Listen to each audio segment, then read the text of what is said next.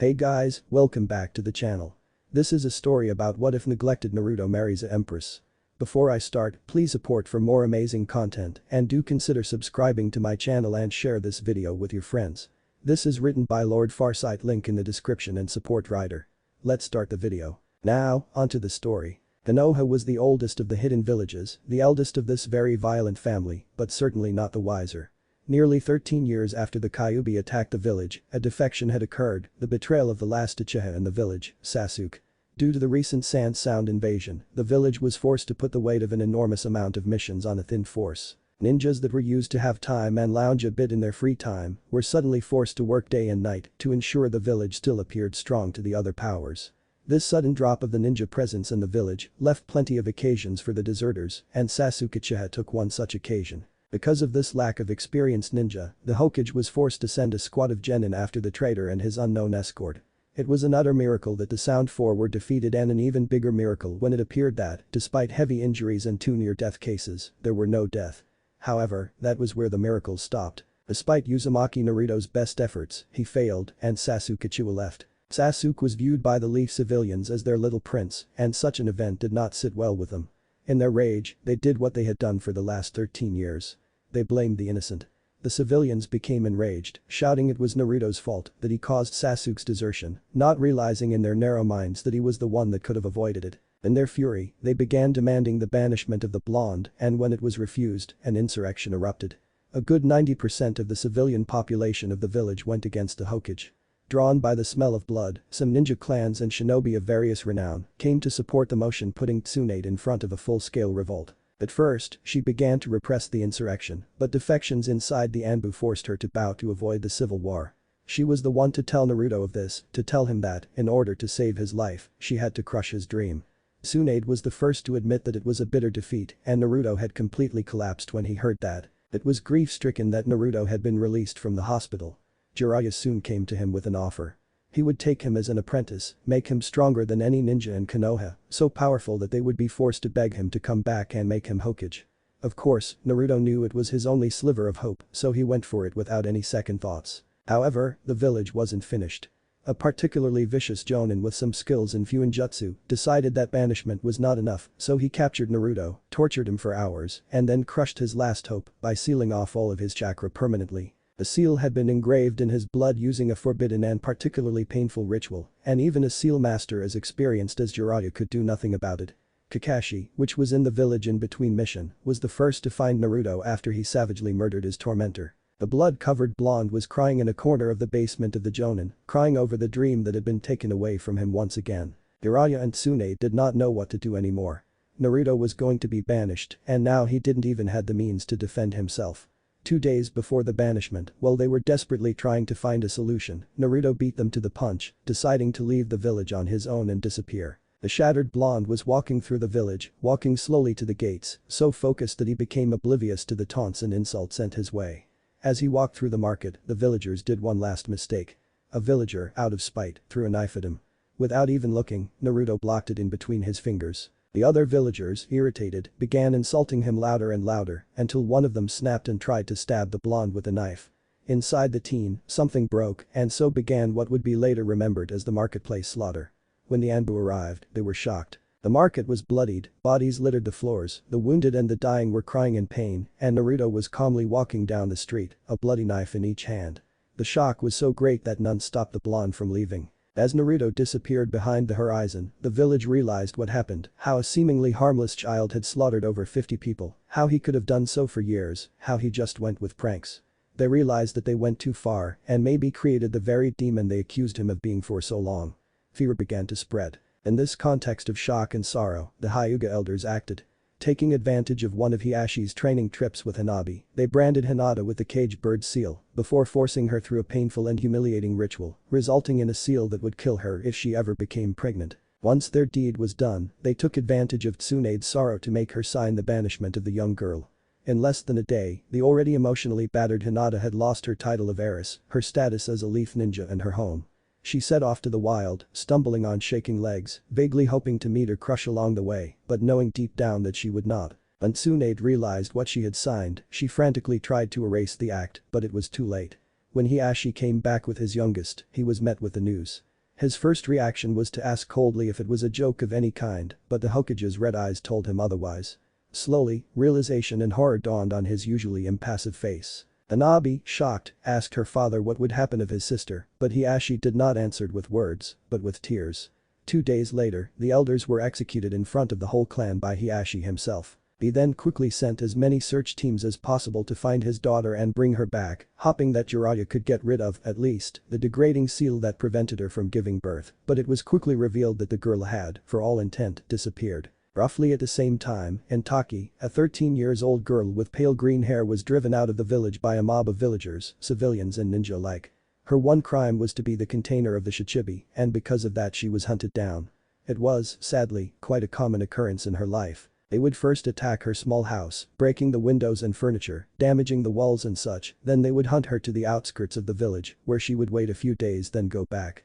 The leader of the village, her uncle, never really paid attention to any of this because she always came back, but not this time. Her house had been burnt down, she had lost everything, and her own blood father had turned his back on her, she had no more reasons to stay.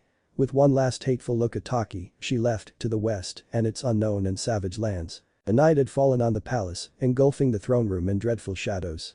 A man stood there with 8 guards around him, frightened. He was not afraid of the guards, but of the shadowy figure seating on the throne, only their feet visible. Why you can't do that? You can't. I'll have you killed if you even dare to think of that. Threatened the man, but it was for naught, his voice too laced with fear. The person on the throne made a motion of their tiny, delicate hand, and 3 corpses fell from the ceiling. The man was now visibly shaking. No. I'll give you wealth. I can give you anything. Even you must need things I sell. I. The sound of snapping fingers was his only answer as a guard drew his sword. I don't want to die for the first and last time, the man heard the voice belonging to the occupant of the throne, strangely calm and gentle, but laced with overwhelming authority. I am an empress. My word is law. A sword cut through the night and silence fell on the palace again. Naruto was sitting, looking at the ocean, like he so often did during the last 6 years, his memories passing before his eyes. After his painful banishment and last act of violence, he went to Wave and settled there. Of course, the country had been enraged with the way Konoha had treated him and reacted accordingly by shutting all trade agreements with Konoha and severely reducing their trade with Fire Country. The entire country stood by his side, never moving, not even when he revealed everything about the Kyuubi. The argument had been closed when Tazuna bellowed that demons don't help people. With Wave's newfound freedom came a little bit more of comfort. During one of his afternoons at the port, helping the fishers, Naruto asked one of them why they didn't trade it with countries other than Fire Country, since they were ideally placed to reach Tea, Lightning and Water Country. This led to a council from the mayors of the country and then the creation of a trade port to test the idea. Within the first month, the port had been flooded and money had flown into the country as it evolved into a trade platform of great importance.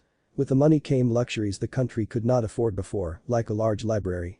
Naruto had spent all of his free time in the library, doing something he never did in the Leaf. Learning. During his years, he had accumulated an impressive sum of knowledge. People began to come to seek advice 3 years after he left Konoha, and he had seen quite a lot of people. Envoys from several curious daimyo, traders and even his former teammate Sasuke. The blonde smiled amusedly thinking of their 2 meetings. The first was soon after he killed the snake that trained him, and the Avenger didn't ask for any advice, and the second had been soon after he learned the truth on his brother, and this time he did seek advices. The true leader of the Akatsuki went to him, to capture him he said, and cynically offered him the occasion to advise him. He had exposed his plan, expecting the usual moral arguments. But Naruto had moved past the point where his arguments were fully moral. He had calmly explained why his plan was useless, how it would only delay the wars, how it would bring unnecessary and useless pain to the world, how his inheritors would fight over the power left behind. The masked man grew more and more fierce, trying to defend his idea, only to see it methodically shot down. In the end, he left, defeated and disillusioned, his only determination left being to tell Sasuke the truth and die by his hand. Before he left, he gave Naruto a present that he didn't await it anymore. The name of his parents. The information left him moping around for some time, but in the end he got over it and went on with his life. Soon after, Sasuke came to see him again. He was lost, he didn't know who to hate or what to do anymore. He told his former friend everything, how his clan betrayed Konoha and how Itachi killed them to save the village. Naruto's answer was to find Itachi, talk to him, and maybe find a way to bring him back to Konoha while clearing his name, but he warned Sasuke that it would be at the cost of his clan's honor. 3 months later, Sasuke had surrendered to Konoha and revealed everything of the Uchiha revolt. Itachi had been called back, decorated for his service going beyond what could be normally asked, and due to the population pressure, Sasuke had only been condemned to 2 years of jail. Soon after he had surrendered, Tsunade and Jiraiya came to see Naruto with those of the rookies that did not thought ill of him and were free. After the Kyuubi issue had been made public knowledge, they were a handful. Shino didn't speak much, but what he said was meaningful. Lee had been as exuberant as he remembered him to be, Neji had been warmer than anyone would have thought, and, surprisingly, Shikamaru had been quite excited to see him again. Among those that weren't there, Choji didn't exactly knew what to think of him, Sakura was too ashamed to see him, Tenten didn't really knew him, Ino was completely freaked out by the Kyuubi, as for Kiba, he was putting the responsibility for Hinata's banishment on the blonde's shoulders. Thinking of the Hyuga heiress, Naruto felt his old heartache come back. Even in Wave, he had heard of the banishment of the Hyuga heiress and had quickly set off to find her. 3 months of intense research had led to nothing, and when he came back, he was crying softly. Only then had he learned she had been banished for standing up for him. It was still something he would cry over. Feeling a presence behind him, Naruto looked above his shoulder curiously before smiling warmly at the Iwan Inn. Namikaze-sama, Tsuchikage-sama and Reikage-sama are waiting for you. Oh come on Ryu-san, I already told you, no need to go with the Sama Thinji, I'm just an hermit. Yet you already avoided a major conflict and 2 minor wars. Ah, yeah, that. Oh, well. Let's go, A-san is not the most patient guy ever, and it's worse when B's around. Getting up, Naruto dusted his beige coat. Underneath it, he wore a dark blue kimono and black sandals. His hair had grown wilder with the years, showing more his lineage. The 2 men began walking toward the town hall, where the 2 Kage were waiting for Naruto. It had been quite a surprise to the blonde when the Reikage had sent an envoy asking for his mediation during a political conflict with the Tsuchikage, and even more of a surprise when Inoki had accepted while it was evident his father was the Yellow Flash. In the end, everything worked out fine and a bloody conflict was avoided. Following this, several small villages asked him the same, and Naruto managed to avoid some more wars. Right now, Naruto had been asked to be the witness of the peace treaty between Kumo and Iwa, an achievement he was very proud of. As he came inside the building, he had the pleasing surprise to see that and Inoki were talking together, mostly complaining about paperwork, while in a corner, Kuretsuchi was shamelessly messing with a Kumo Jonin. Seeing the blonde was there, the 2 leaders stopped talking and smiled contentedly at him. Ah, so you finally decided to join us. Tired of watching the sea? Never. But if I left you 2 unattended, you would probably come up with some evil plan to get rid of the world's paperwork. And how is that evil? No, but I'm sure you could make it evil. He burst into laughter, slamming a hand on Naruto's back, who didn't even flinched. Alright Namikaze, ready to sign your first peace treaty? You make it sound like there will be more. You managed to erase the tensions between Kumo and Iwa, young man. With that mind of yours, I'm willing to bet you could even bring peace between my village and Konoha. It would be ironically fitting considering who your father was. Yeah. Well maybe another day, for now we have a treaty to sign. With a nod, the 2 Kage took their place and signed the treaty, it was then Naruto's turn to do so. With this treaty, a new era was beginning and maybe peace would come forth. After such a short act, they all felt a sense of accomplishment completely disproportionate, but they didn't care. An overly enthusiastic A asked to the mayor, Tazuna, if they could stay here to celebrate a bit, which was of course accepted without any complaint. Naruto and the others then left the building, only to be welcomed by a surprising, and for the 2 leaders, angering view. 2 peoples, a man and a woman, wearing the cloak of the Akatsuki. Immediately, the 2 leaders were ready to fight, but Naruto stopped them. No. There will be no fighting. What? Are you kidding? They're here for you. He is right young one, they will kill you. I don't fear death. You can all calm down, we are not here to fight. Uneasily said the woman. The Iwa and Kumo nin relaxed ever so slightly and studied the 2 Akatsuki before them. The man was a redheaded middle-aged man and the woman had blue hair with a piercing in the lower lip. Naruto faced them with a smile. Well, if you are not here to fight, then maybe you would like to ask for an advice. How? Excuse me sir. I quite didn't catch that since you were whispering. Naruto asked sheepishly. How? How can you, with just words, swat away decades of hatred? How is such a thing possible? At first, everyone was silent, but a sad smile appeared on Naruto's face. Then you must be Nagato and Konan. Jiraiya-sensei told me about you too. I take it Yahiko perished. It is sad. Sigh, such a question cannot be answered quickly, come, we will be more at ease to talk around a cup of tea. But I must ask one last thing. Turning to the 2 leaders with hope in his eyes, the blonde asked the question he ever asked when either of them came nearby. Do you have any news of her? Inoki only lowered his head with a sigh, while Ei shook his head solemnly. I see. Once again, thank you for your continuous efforts. Bidding his farewell, Naruto led the leaders of AIM to his house, a small house that reflected the way of life he chose to adopt. Sitting them at the table, he quickly prepared some tea before beginning to answer their question. When they left the next morning, Nagato was humbled in many ways. While the Akatsuki leaders were crossing the bridge, Naruto saw a familiar silhouette coming toward him. Sending a surprised glance at the two aimed in and returning an uneasy greeting, the black-haired Konoha Jonin continued on his way. Sasuke had changed a lot, and that was seen in both his attitude and clothing. He was now wearing proudly his Konoha flak jacket, a black haori bearing the Uchiha crest on his back above it and a sword strapped to his back. As he reached Naruto, he greeted him with a warm yet hesitant smile. "Naruto. Sasuke. I think I know why you're here. You want me to go back to Konoha. Yes. It's your home after all, you belong there." "No, I don't. This village has insulted me, ridiculed me, tortured me and broken my one dream twice. And now that my father's name is known, they want me to go back. No. Besides, here I can make the difference, I can bring peace." "Are you sure?" "Hell yeah. Just yesterday I signed a peace treaty between Iwa and Kumo. Isn't that awesome?" asked Naruto with one of his biggest grins. "It will forever be beyond me how you can swing from dead serious to overly happy in just a second. But that was not what I meant." "I know. But I will stand by my decision. My friends know where to find me and they can come whenever they want. Even Kiba came by. It was to break my face, but oh well. I always healed fast. Is there any way to make you change your mind?" "Tell me Hinata-chan is back in Konoha and I just might think about it," said Naruto, looking away. "That's not funny. That's not a joke." Seeing his friend's seriousness, Sasuke's head dropped. "Naruto, nobody heard of her in 6 years and she wasn't that strong. I know it's hard to accept, but she's probably dead." "I know. And you will let that hold you back? That's not the Naruto I know. That Naruto died 6 years ago. Do you really think you could know the new one with barely 3 meetings? One thing is for sure. You changed." "Yeah. Oh, but where are my manners? You never had any." "Well, that changed too. Come on, let's go to my house." Naruto then led the Uchiha to his house, light talking keeping their minds distracted along the way. Far from there, to the west, in the capital of a young empire, a blue-haired beauty awoke to the peaceful face of her mint-haired lover. Like her, she was from the east and had been thrown out of one of the hidden villages.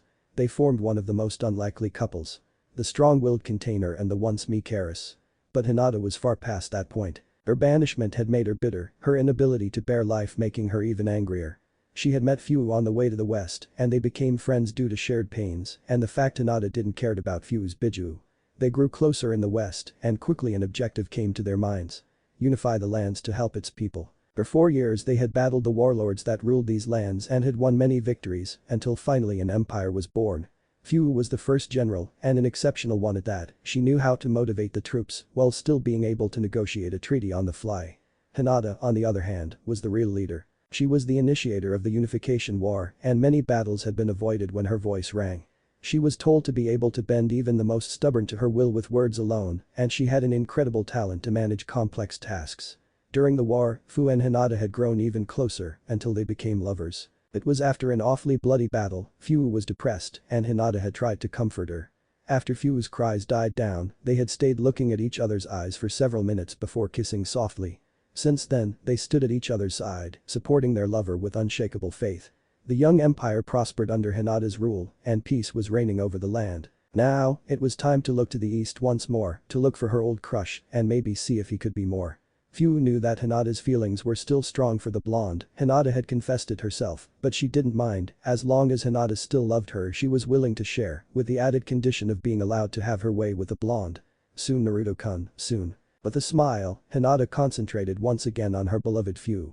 As always, they had slipped under the silk of the sheets naked, enjoying the touch of the soft material against their skin. Besides, it allowed for some morning fun. Like right now. With a mischievous smile, Hinata began to fondle one of Fu's breast while her other hand went to grope the girl's backside, earning a soft moan as an answer. As Hinata continued to caress her lover, she began to kiss the tanned skin of her beloved, beginning with the neck before slowly going down until she reached the Jinchuriki's chest. There, she stopped for some time, kissing lovingly the right mound while caressing the left. Meanwhile, her left hand was slowly making its way to Fu's womanhood, feeling and hearing her arousal along the way. To Hinata's ears, her lover's moans and pants were music. Finally coming out of her dreams and into the blissful reality, Fu began to stir, moaning a bit more loudly as her hands traveled to Hinata's head, caressing her hair lovingly. You sure know how to wake me up, love." "Oh, you're awake. But I'm not done," purred Hinata. "Let's pretend I'm still sleeping, okay?" With a soft giggle, Hinata went back to caressing the girl's body, leaving the chest to slowly go further down, her head slowly disappearing under the sheets as her left hand came back to please the abandoned breast. After a few moments, Fu took a sharp intake of air, moaning now more loudly than before, spasms of pleasure coursing through her body as her chest began to rise faster and more erratically, and her hips began to buck on their own accord while her back was arching. Hinata slowly and lovingly led Fu to the brinks of her release, keeping her there for a long time, making the usually unbreakable general putty in her hands. After what seemed like hours of the sweet torture, Hinata finally allowed Fu to reach her peak, making the mint-haired woman moan loudly in pleasure. Humming out from under the sheets, Hinata slowly kissed her way up Fu's body, stopping at her lips as their bodies melted against each other, their chests pressed together, and their hands roaming the back of their lover. Finally pulling out of the kiss, a very flushed and panting Fu looked at Hinata. "Maybe we should take it to the shower to avoid ruining the sheets." With a smile, Hinata kissed her lover and, still kissing her, led her to the shower. After they were done with playing around in the hot water, the imperial couple left the comfort of their apartments and walked to Hinata's office. The Empress was clothed in a simple dark blue yukata embroidered with a golden dragon and low-heeled sandals, while her consort was wearing black cargo pants, a dark green armor on her chest above a black shirt, a dark orange haori with golden rings on her shoulders and in the middle of her back, dark green forearm protections to go with her armor and reinforced low-heeled sandals. As she grew, Hinata had let her hair grow, and they were now flowing past her waist, two shoulder-long strands framing her face. Fu, on the other hand, had mostly retained her childhood hairstyle, only letting a long strand of hair grow to mid-back length and decorating it with golden pearls. Once in the office, they began working on their paperwork, Hinata dealing with it the fastest. Due to years of dealing with such pain, she knew exactly where to look to quickly know what was involved. Even if she trained Fu, the mint-haired war master was more at ease on a battlefield or a training ground than facing paper enemies. Luckily there were few papers to work on this day, and they quickly finished their work. "Okay, Hina-chan, the Kazukiad should be here soon." "Heh, I wish you were there when I talked to his envoy." The guy was ultra laid back and damn weird with that, can you believe he was wearing makeup? Makeup? Was he using puppets? Don't know, I didn't fight him, but he did have scrolls on his back. He was also wearing some kind of cat cosplay. Kuro of the Hidden Sand, nicknamed the Lord of Puppets. He fought Sasori of the Red Sands head-on and even stole half of his puppets and all of his most powerful ones. So he's a badass. Well, he still went pale when he learned who I am. Looks like the war lady is known to the east too. So it seems. I didn't pay much attention to the politics in the Suna, I wonder who is the Kazukiage. I heard it's a guy with huge bags under his eyes and that he used to be a psycho. Ara-san, you know him? He is the container of the Ichibi. Maybe he knows where Naruto-kun is. I sure hope so, I want to meet that guy. Hinata smiled at Fu's brash announcement. As she was about to answer, a knock was heard at the door. Fu opened it to see a servant. The man elegantly bowed and informed them that the Suna envoy had arrived. Thanking him, the two women rose to their feet, Hinata grabbing her veil on the way. She never appeared before strangers with her face unobscured, it was both a way of protection and intimidation. Her eyes were a source of superstition and one of the reasons of her charisma. She was believed to be blind yet able to see into the soul of those before her. Putting on her dark blue veil, she entered the throne room and sat on the throne. The room was gigantic, a dozen of 5 feet large painted columns were lining the long dark gold carpet leading to the throne, with smaller ones behind them, each pillar engraved in honor of one of the summoned clans that supported the rise of the empire. The crane, lion, panther, fox, tanuki, wolf and raven clans were among the most notable. Samurai wearing the dark yellow armor of the empire stood guard in the halls, and shinobi of the innumerable clans of the empire were hiding in the ceiling. At the end of the enormous hall stood the throne, a golden chair with dragon decorations. The wall behind the throne was decorated with wooden statues of dragons, their slender silhouettes snaking on the wall. The 5 dragons presented were the most powerful of the dragon clan, the personal summons of the Empress. How she came to impress such beasts, no one knew, but it was a mark of her might and wisdom everyone bowed to. As she sat on the throne, Hinata Hyuga ceased to be, replaced by the blind Empress, the dragon of the west, conqueror of 1,000 kingdoms. When Gaara entered the room with his escort, he instantly felt intimidated by the place. His trip in the empire already showed him that the west enjoyed gigantic buildings, but this was insane. The room was at least 2-story tall, the sheer number of guards patrolling here was overkill, and on the throne stood a woman that was told to be the most powerful kunoichi to ever walk the face of the earth, her close second standing by her side. I wonder if coming here was such a good idea. Glancing at his escort, he could see Tamari looking at the columns in awe, Kankuro gazing anxiously at Fu, the war lady, war master of the empire, and Mitsuri looking ill at ease. With a sigh and a prayer, Gaara began his walk to his possible impending doom. Once close enough to the throne, he bowed deeply, waiting for the Empress to talk, and his wait was short. "Azakiage Dono, what do I owe the pleasure?" asked the powerful woman in a polite yet warm tone. "Empress Sama, I am here today to know what your intentions toward Wind Country are. Our daimyo is growing nervous, the strength of your army is well known. If you are worried for your independence, then do not worry anymore, I do not intend to invade Wind Country. That is most fortunate, I am sure my lord will be relieved. Perhaps trade agreements would help cement the peace between our countries. We are most interested in the goods from the west. Trade is always welcome for it ensures peace." Hinata smiled behind her veil. She had them just where she wanted and it had been easier than she had hoped. Someone would have to go to Wind to negotiate those treaties, which in turn would give Hinata a good insight of the politics of the East without revealing herself too much. With a small wave of her hand, Hinata motioned Fu closer and, once close enough, began to discuss quietly with her. After a minute, Fu left the room. "My right hand, Fu, will accompany you and represent me in those negotiations. She will be ready shortly and you can then leave at your convenience. Though, I would be most pleased if you stayed a bit and enjoyed the facilities at your disposal." Bara bowed, thanking the Empress. After 5 years of politic, he knew how to discern a polite dismissal and a gracious invitation, and this was definitely the later. He kept replaying the exchange in his head as a guard led them to their apartments. Once there, he sat down in a very comfortable armchair, sighing heavily. Immediately noticing, Mitsuri went to the young Cage, worried. "Ara-kun. What is it?" She was pleased. Pleased enough to invite us to stay as long as we want. I said something that satisfied her greatly and I just can't put my finger on it. "You think there's something fishy?" asked Kankuro, still clearly nervous. "I'd be careful with these guys. I heard the Empress can summon dragons and that the war lady managed to defeat one in duel. That's a show of power, not of subtlety," remarked Tamari. "Is there any other thing we should be wary of?" "Yes sis, there is. The Empress is sending us a Jinchuriki that is actually in good terms with her Bijuu, she can take the Shichibi's form anytime she wants if our reports are accurate." "Oh. That's bad. But she is supposed to negotiate a treaty, right? What would be the point of lying on that? If they want to invade us, wouldn't they first try to intimidate us into giving in?" "But they would," said Gaara. "The Empress wants this treaty. But not for trade alone. Could it be she is interested in the East?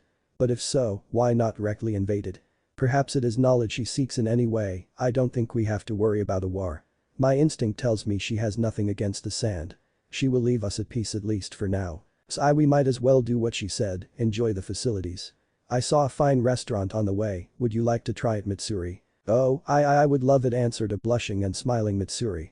Gaara let a rare smile spread on his face as he offered his arm to the woman and began to lead her away. "Well, I'm gonna see if they have hot springs." With that, Tamari took her leave. Might as well see what they have to eat."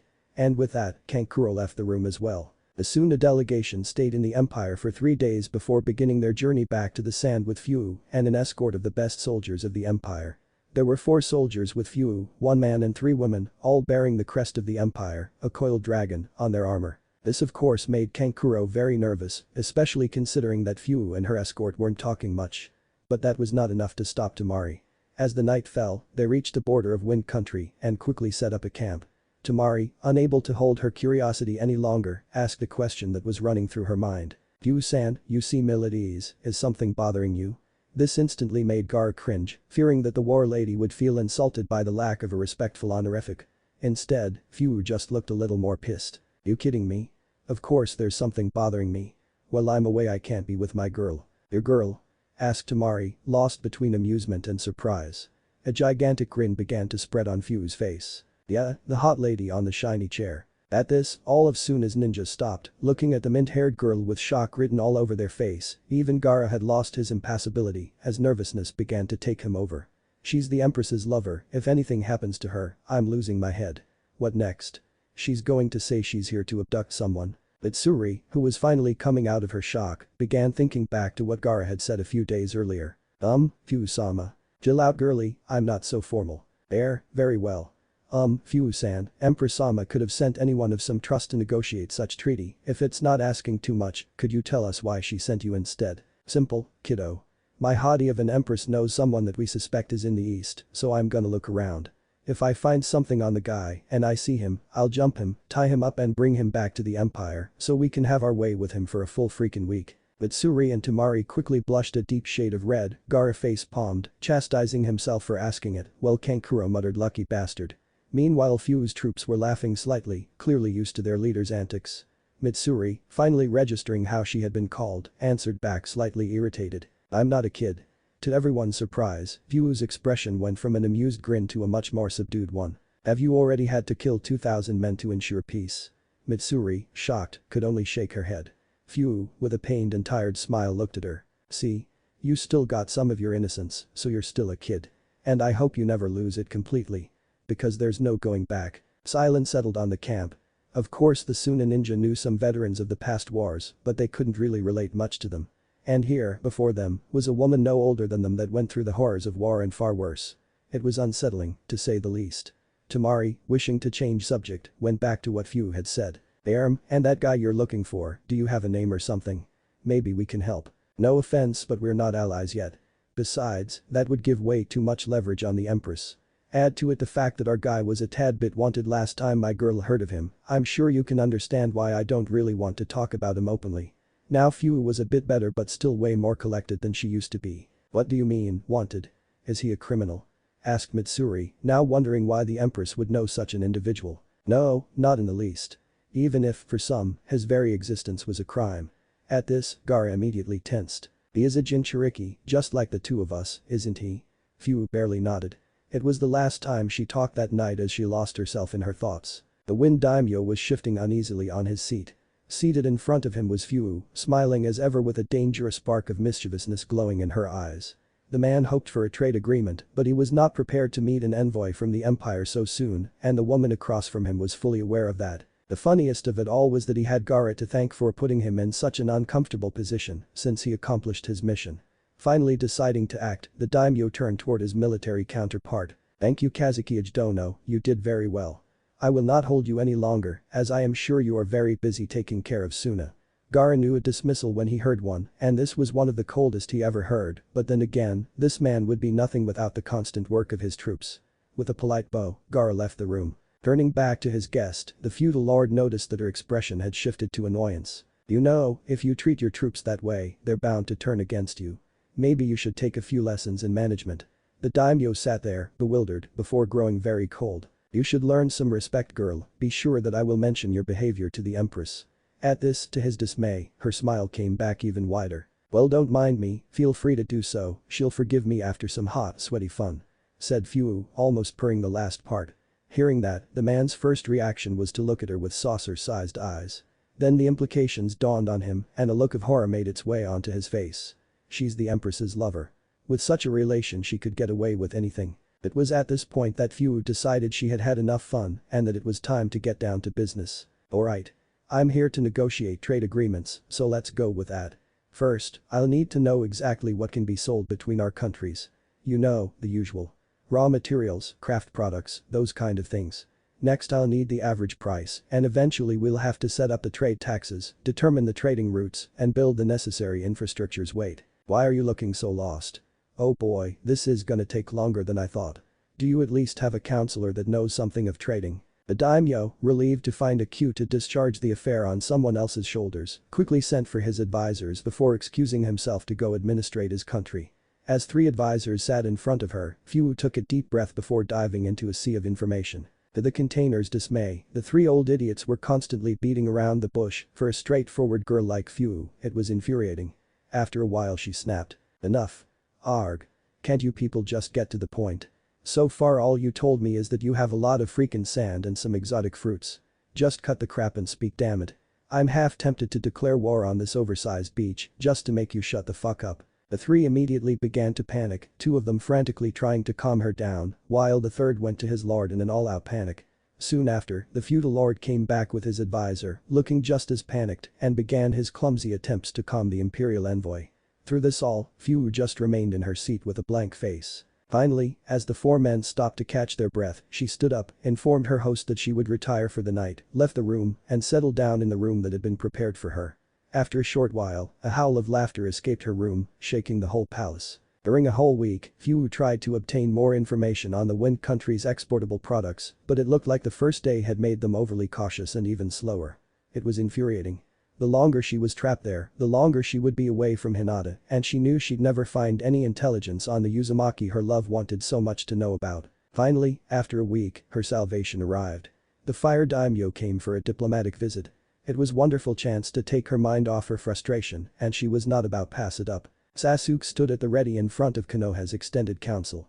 Normally, only the most important and experienced shinobi would gather, but since it was an extremely important affair for the whole village, Tsunade had permitted the civilians to attend too. They all sat in an eerie silence, waiting for Sasuke's report, hoping for the best, but knowing that he had failed. Finally breaking the silence, the Hokage spoke. So? He refused. Sighs of sadness were heard, some gritted their teeth. Tsunade was at loss of words, but she needed to know. But why? Doesn't he want to be Hokage? Maybe we could get rid of that seal and allow him to be a ninja again, so why pass up this chance? After what happened on the marketplace he doesn't want to see blood ever again. He is fine with his way of living. I tried everything I could, but it was all for naught. He has changed. The one I left 6 years ago and the man I talked to last week are two different beings.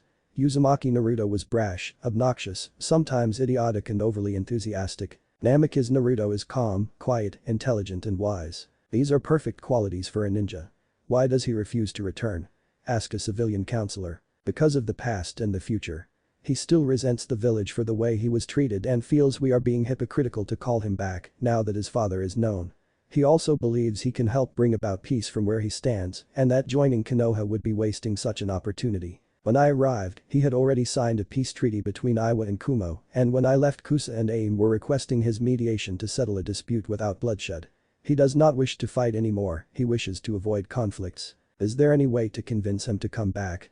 Asked Choza Akimichi in desperation. There is only one. Everyone perked up, looking intently at the Uchiha. And what is it? Find Hyuga Hinata. All hope was crushed and everyone looked down in despair. Except one man. Has he any information on the possible whereabouts of my daughter? I do not know Hiashi-sama. Very well, I shall go talk to him. Maybe we can find something if we share what we have. Grabbing his cane, Hiashi stood up with difficulty, his daughter Hanabi quickly coming to his aid. Hiashi, in desperation, had joined his clansmen in the search of his eldest and, following one of the few leads they had been injured, his right leg crushed under tons of rock. His search had taken its toll on both his body and mind, leaving him with premature wrinkles and long strands of white hair. Though his search had been a failure, though he had no more leads, though every single one told him it was probably too late, he never lost hope. Tsume looked at the prematurely aged clan head with pity in her eyes. Hiashi, she's probably dead. Just stop hoping, it's becoming an obsession. At that, Hiashi just scoffed. She is not dead. She is strong. I may not have seen it at the time, but to withstand all of the abuse these traitorous old monkeys bestowed on her and still manage as she did, she has a rare strength. Besides, she is just like her mother, gentle but unyielding. She is alive and I will find her, even if it's the last thing I do. But that Hiashi Hyuga left the council room, supported by his daughter, to prepare for his travel to Wave. As it was customary in such occasion, few had been invited to eat dinner with the two daimyo and, of course, the Fire Lord was very interested. The Western Empire? Incredible. I heard many rumors on this place, is it true that the Empress is a ninja capable of summoning dragons? That's true.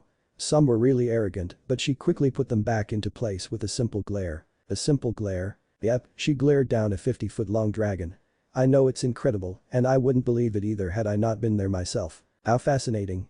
I also heard she is blind yet can see in people's souls. Well, that's something I cannot talk about, I have to keep everything about her eyes a secret. Oh, I understand. If I may ask, why have you come? I was sent here to negotiate a trade agreement, but well, let's say it hasn't gone as planned. Oh, I know what you mean. My wind counterpart is not at ease with trade, he fares much better when managing his treasury. So he delegates the trade negotiations to his advisors, and well, you met them. Sadly, I have. At this, the wind daimyo began shifting uncomfortably in his seat. Oh, but I have an idea. Turning to his host, the energetic old man smiled. Maybe I could represent both of our countries. We already have trade agreements, so I am quite familiar your country's products, and the prospect of trading with the empire is quite exciting. What do you think, friend? Oh, that is a most excellent idea. I know I can trust you on this matter, and it will be most beneficial to both of our countries. Exclaimed the now invigorated leader. So interjected Fu. I won't have to deal with the three advisors anymore. I won't die of boredom. The fire daimyo chuckled at that. No, you will negotiate with me. Perhaps a figure of authority would help in the negotiations, one that is seen by all as wise and reliable. Are you thinking of Namikaze-sama? Oh, I was waiting for an opportunity to finally meet him. Yes, he is the one I was thinking about.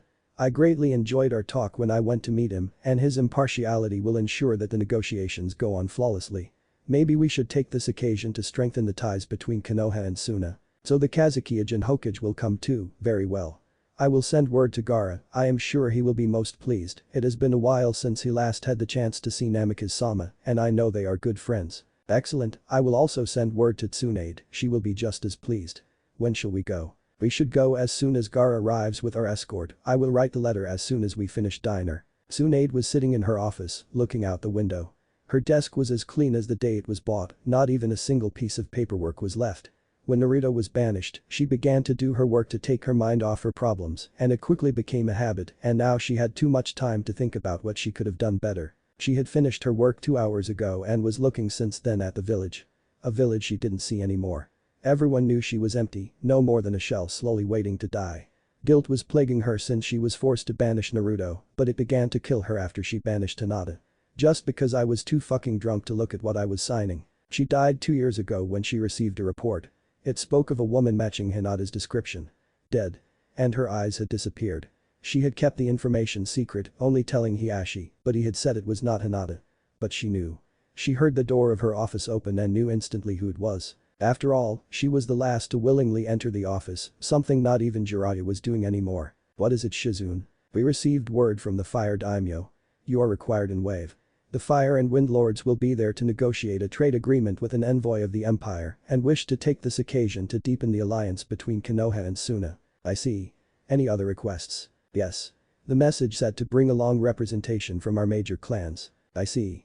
I will prepare then. Tsunade-sensei, will you please tell me what's eating you? It's been 2 years. No. You should go. Take your day off. Without another word, the Hokage got up and disappeared in a swirl of leaves. Naruto expected many visitors. Ambassadors, mercenaries, repentant criminals, even some feudal lords. But not Hiashi Hyuga. His very presence brought back the guilt he felt and he couldn't bring himself to meet his eyes. The tea was now on the table, but no words were uttered. Hiashi finally grew tired of the silence. As much as I enjoy silence, I have not come here for that. Then, if I may ask, what brings you here? Asked Naruto tiredly. This made Hiashi quirk an eyebrow. I heard you are searching for my daughter as well, I wish to compare what we know, perhaps it can give us a lead. Hearing that, Naruto immediately perked up, shame no longer in his eyes. Getting up at blinding speed, he went to his bedroom and opened his desk, quickly gathering what he had and returning to the living room. This is all I have, I already investigated these leads, but maybe one of us has a determining element that the other lacks. To Hiashi's pleasure, the young man was showing great dedication at finding Hinata. As they compared their leads, they found most of what they had, they both knew. However, little details seemed to indicate a general direction. To the west. Why would she go there? Wondered Naruto aloud.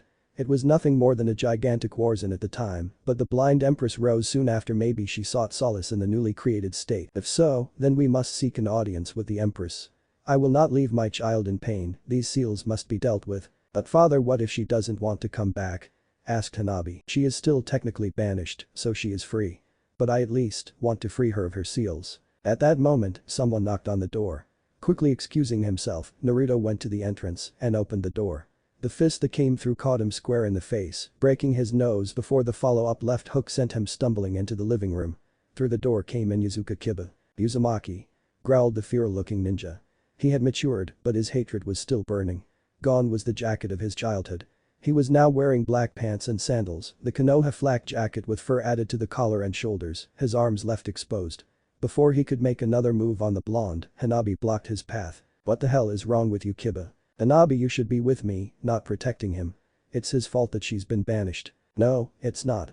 I already told you, he is innocent of our elder's cruelty. Before Kiba could retort, he was suddenly jerked back, taking a fist to the face from an angry Sakura. Out of respect for the house, though, she controlled her strength. You bastard. How dare you? He is just as much of a victim as her. Shoving Kiba out of the house, she went to Naruto who was nursing his nose, grunting in pain. Cracking an eye open, Naruto looked at his former teammate. Oh, hey Sakura. No need to worry, I heal fast. Besides, he's right. No, he's not. It is not your fault. Naruto stayed quiet while Sakura was tending to his nose, putting it back in place and healing it. Hiashi, finally getting up, went outside of the house. Kiba's shouts were heard, followed shortly after by a powerful shockwave. When the clan head came back in, he looked slightly satisfied. I convinced Kiba-san to leave you alone. He shouldn't pull that kind of stunt again. Thank you for your concern, Hiashi-sama, but I would have preferred it if Kiba was left unharmed. Then you are an even bigger idiot than before. Entering the house was Shikamaru Nara. Gone was the laziness of his childhood, the Jonin was now full of determination. The Nara was wearing the regular Konoha Jonin outfit. Hey Shika. Guess I didn't change that much. So, why you all here? The Nara could only sigh. We were sent along with Lee, he is currently keeping Kiba at bay. The Wind and Fire Daimyo are coming here to deepen the alliance between the Leaf and the Sand and to negotiate a trade agreement with the Empire. Heard of it? Instantly, Naruto was on his feet, a spark in his eyes. The Empire? This could be my chance. Your chance to what? The Ashi-sama and I crossed our information and we have a lead, Hinata might be in the Empire. Shikamaru just stayed silent, looking at the once proud blonde, seeing only a desperate and obsessed man. With a sigh, he exited the room. Naruto was feeling more tired than ever. Feeling a hand on his shoulder, he saw Sakura smiling hesitantly. You know she is a lot like you, so she's surely out there, waiting for you. Naruto smiled weakly at his former teammate. Thanks Sakura. I needed that. Now that the whole ordeal had been closed, Sakura seemed very uncomfortable, no wonder plagued by guilt. Naruto, wanting to relieve her of her burden, thought of the best way to do so. Sakura, since you're here, how about we catch up? Naruto was a little less cheery than he used to be, but still much more than how he really felt. The Pinket, guessing something was wrong, nodded her head in agreement. Motioning for her to follow him, Naruto led her to a nearby lake, talking lightly along the way. All the while, Sakura kept picking up signs that worried her, and, once they reached the lake, the nurse in her finally took over. Alright, cut the crap, what's gotten you so worked up? For a moment, Naruto considered denying Anu problem, instead he just collapsed, crying. Fuu was feeling like she was alive again. After a whole week of staying still, she could finally move about and she would be damned if she didn't take full advantage of this occasion, but that didn't mean she would be rudely running around screaming childishly in joy, no, she was far past that. She would be flying. Ah. I missed this. Before the bemused daimyo, the mint-haired container was flying above the group, doing loops, spinning in mid-air, and all sorts of other acrobatic figures, all the while smiling and laughing. They had been walking for 3 days already, and the imperial emissary had only touched the ground to sleep and eat, so it came quite as a surprise when they saw her land and begin to walk normally. The fire daimyo, curious, decided to inquire as to the reasons of this sudden change. Fuu-san. Why are you suddenly landing? Are you feeling alright? Oh yeah, no problem, I'm fine. Answered Fuu, waving her hand dismissively. It's just that Chame is getting pissed and wanted to sleep. Chame? Yeah, the Shichibi. You talk to your Biju? Why, yes. He's quite nice when you get to know him. He can be a bit grumpy, but other than that, he's a fun guy. The Suna delegation was thrown off guard with that declaration. Yes, they had heard that the war lady was on good terms with her Biju, but to think they were actually friends like her words implied. It was unexpected and somewhat alarming. The daimyo, however, were more curious than frightened. Really? I always thought the Biju were bloodthirsty demons, some kind of divine punishment. Not at all, they are sentient beings, attuned to the energies of our world. In fact, Chame told me the Rikudo created them from the original energies of a greater being, the Juubi. Fascinating. But then, why did Kyuubi attack Konoha? That's what's bothering Chame. From what he knows, Kyuubi shouldn't even have been free. Answered Fuu, becoming thoughtful. Gaara frowned, and the daimyo looked at each other, troubled. What do you mean? Hashirama Senju gave the Biju to the villages as a mean to ensure peace, and from what Chame managed to gather, Kyuubi was kept inside Konoha, sealed in Hashirama's wife, Mito Uzumaki. The Fire Lord's eyes widened at that. Did you say Uzumaki? And Namikaze-sama is linked to the Shodaime? Huh? How come? Naruto only recently took his father's name. Answered Gaara. Before, he was Uzumaki Naruto. It was only due to years of training that Fuu kept her excitement at bay at hearing the name of Hinata's long-lost crush, instead taking an expression of surprise. Huh? But isn't Namikaze the name of the Yondaime Hokage? Yes it is. From what I understood, the Sandaime gave him his mother's maiden name to keep him safe from Iwa. But if he's from Konoha, then how can I trust him not to be partial? At this, the fire daimyo lowered his head, Gaara clenched slightly his fist, and all of the Suna delegation showed various level of anger or coldness. Yes, go with it, show to a foreign envoy how low this village has fallen. The reason is Konoha banished him. What do you mean daimyo-sama? Why would they banish their greatest hero's son? Even if they didn't know of his father, they would have probably seen some kind of familiarity. They should have seen it, but the boy was still as the container of the Kyuubi, and because of that the village hated him and mistreated him. They went as far as to seal away his chakra, destroying any future opportunity to ever use the ninja arts again. In the end, he became a wise man known throughout the elemental nations. He even became a hero in Iwa after he pacified their relations with Kumo. He even brought these two villages to sign a peace treaty. Wow, sounds impressive. At least I'll be able to relate to him. You know, the containers stick together thingy. Just to know, where's the guy living? In a small island nation, Wave. From what I gathered, when he was still a genin of Konoha, he and his team saved them from slavery at the hand of a corrupt businessman. He was so revered there that they even gave his name to the bridge that connect the island to the mainland.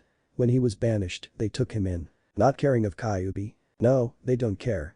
These people are truly admirable, indeed. When shall we arrive? If we keep this pace, in less than a week. By now, Tsunade should be in Wave along with the heads of the main clans in Konoha and their heirs. I see. Haim will want to know about it, a Hyuga presence is bound to cause trouble. Though, if I know her, she would be capable of glaring down even the most hostile Hyuga, and if they try to use the seal, well surprise. But the somewhat dark look in her eyes, Fu went on. As they crossed the bridge, Tsunade felt nervousness washing over her. She was determined to tell Naruto the truth, but how would he take it? She wondered if he even could accept it. Seeing the bridge the first time, she had been surprised to see its name. She had heard of Naruto's accomplishment in these lands, but never thought he would be that deeply loved. Now, it was another reminder of her failure.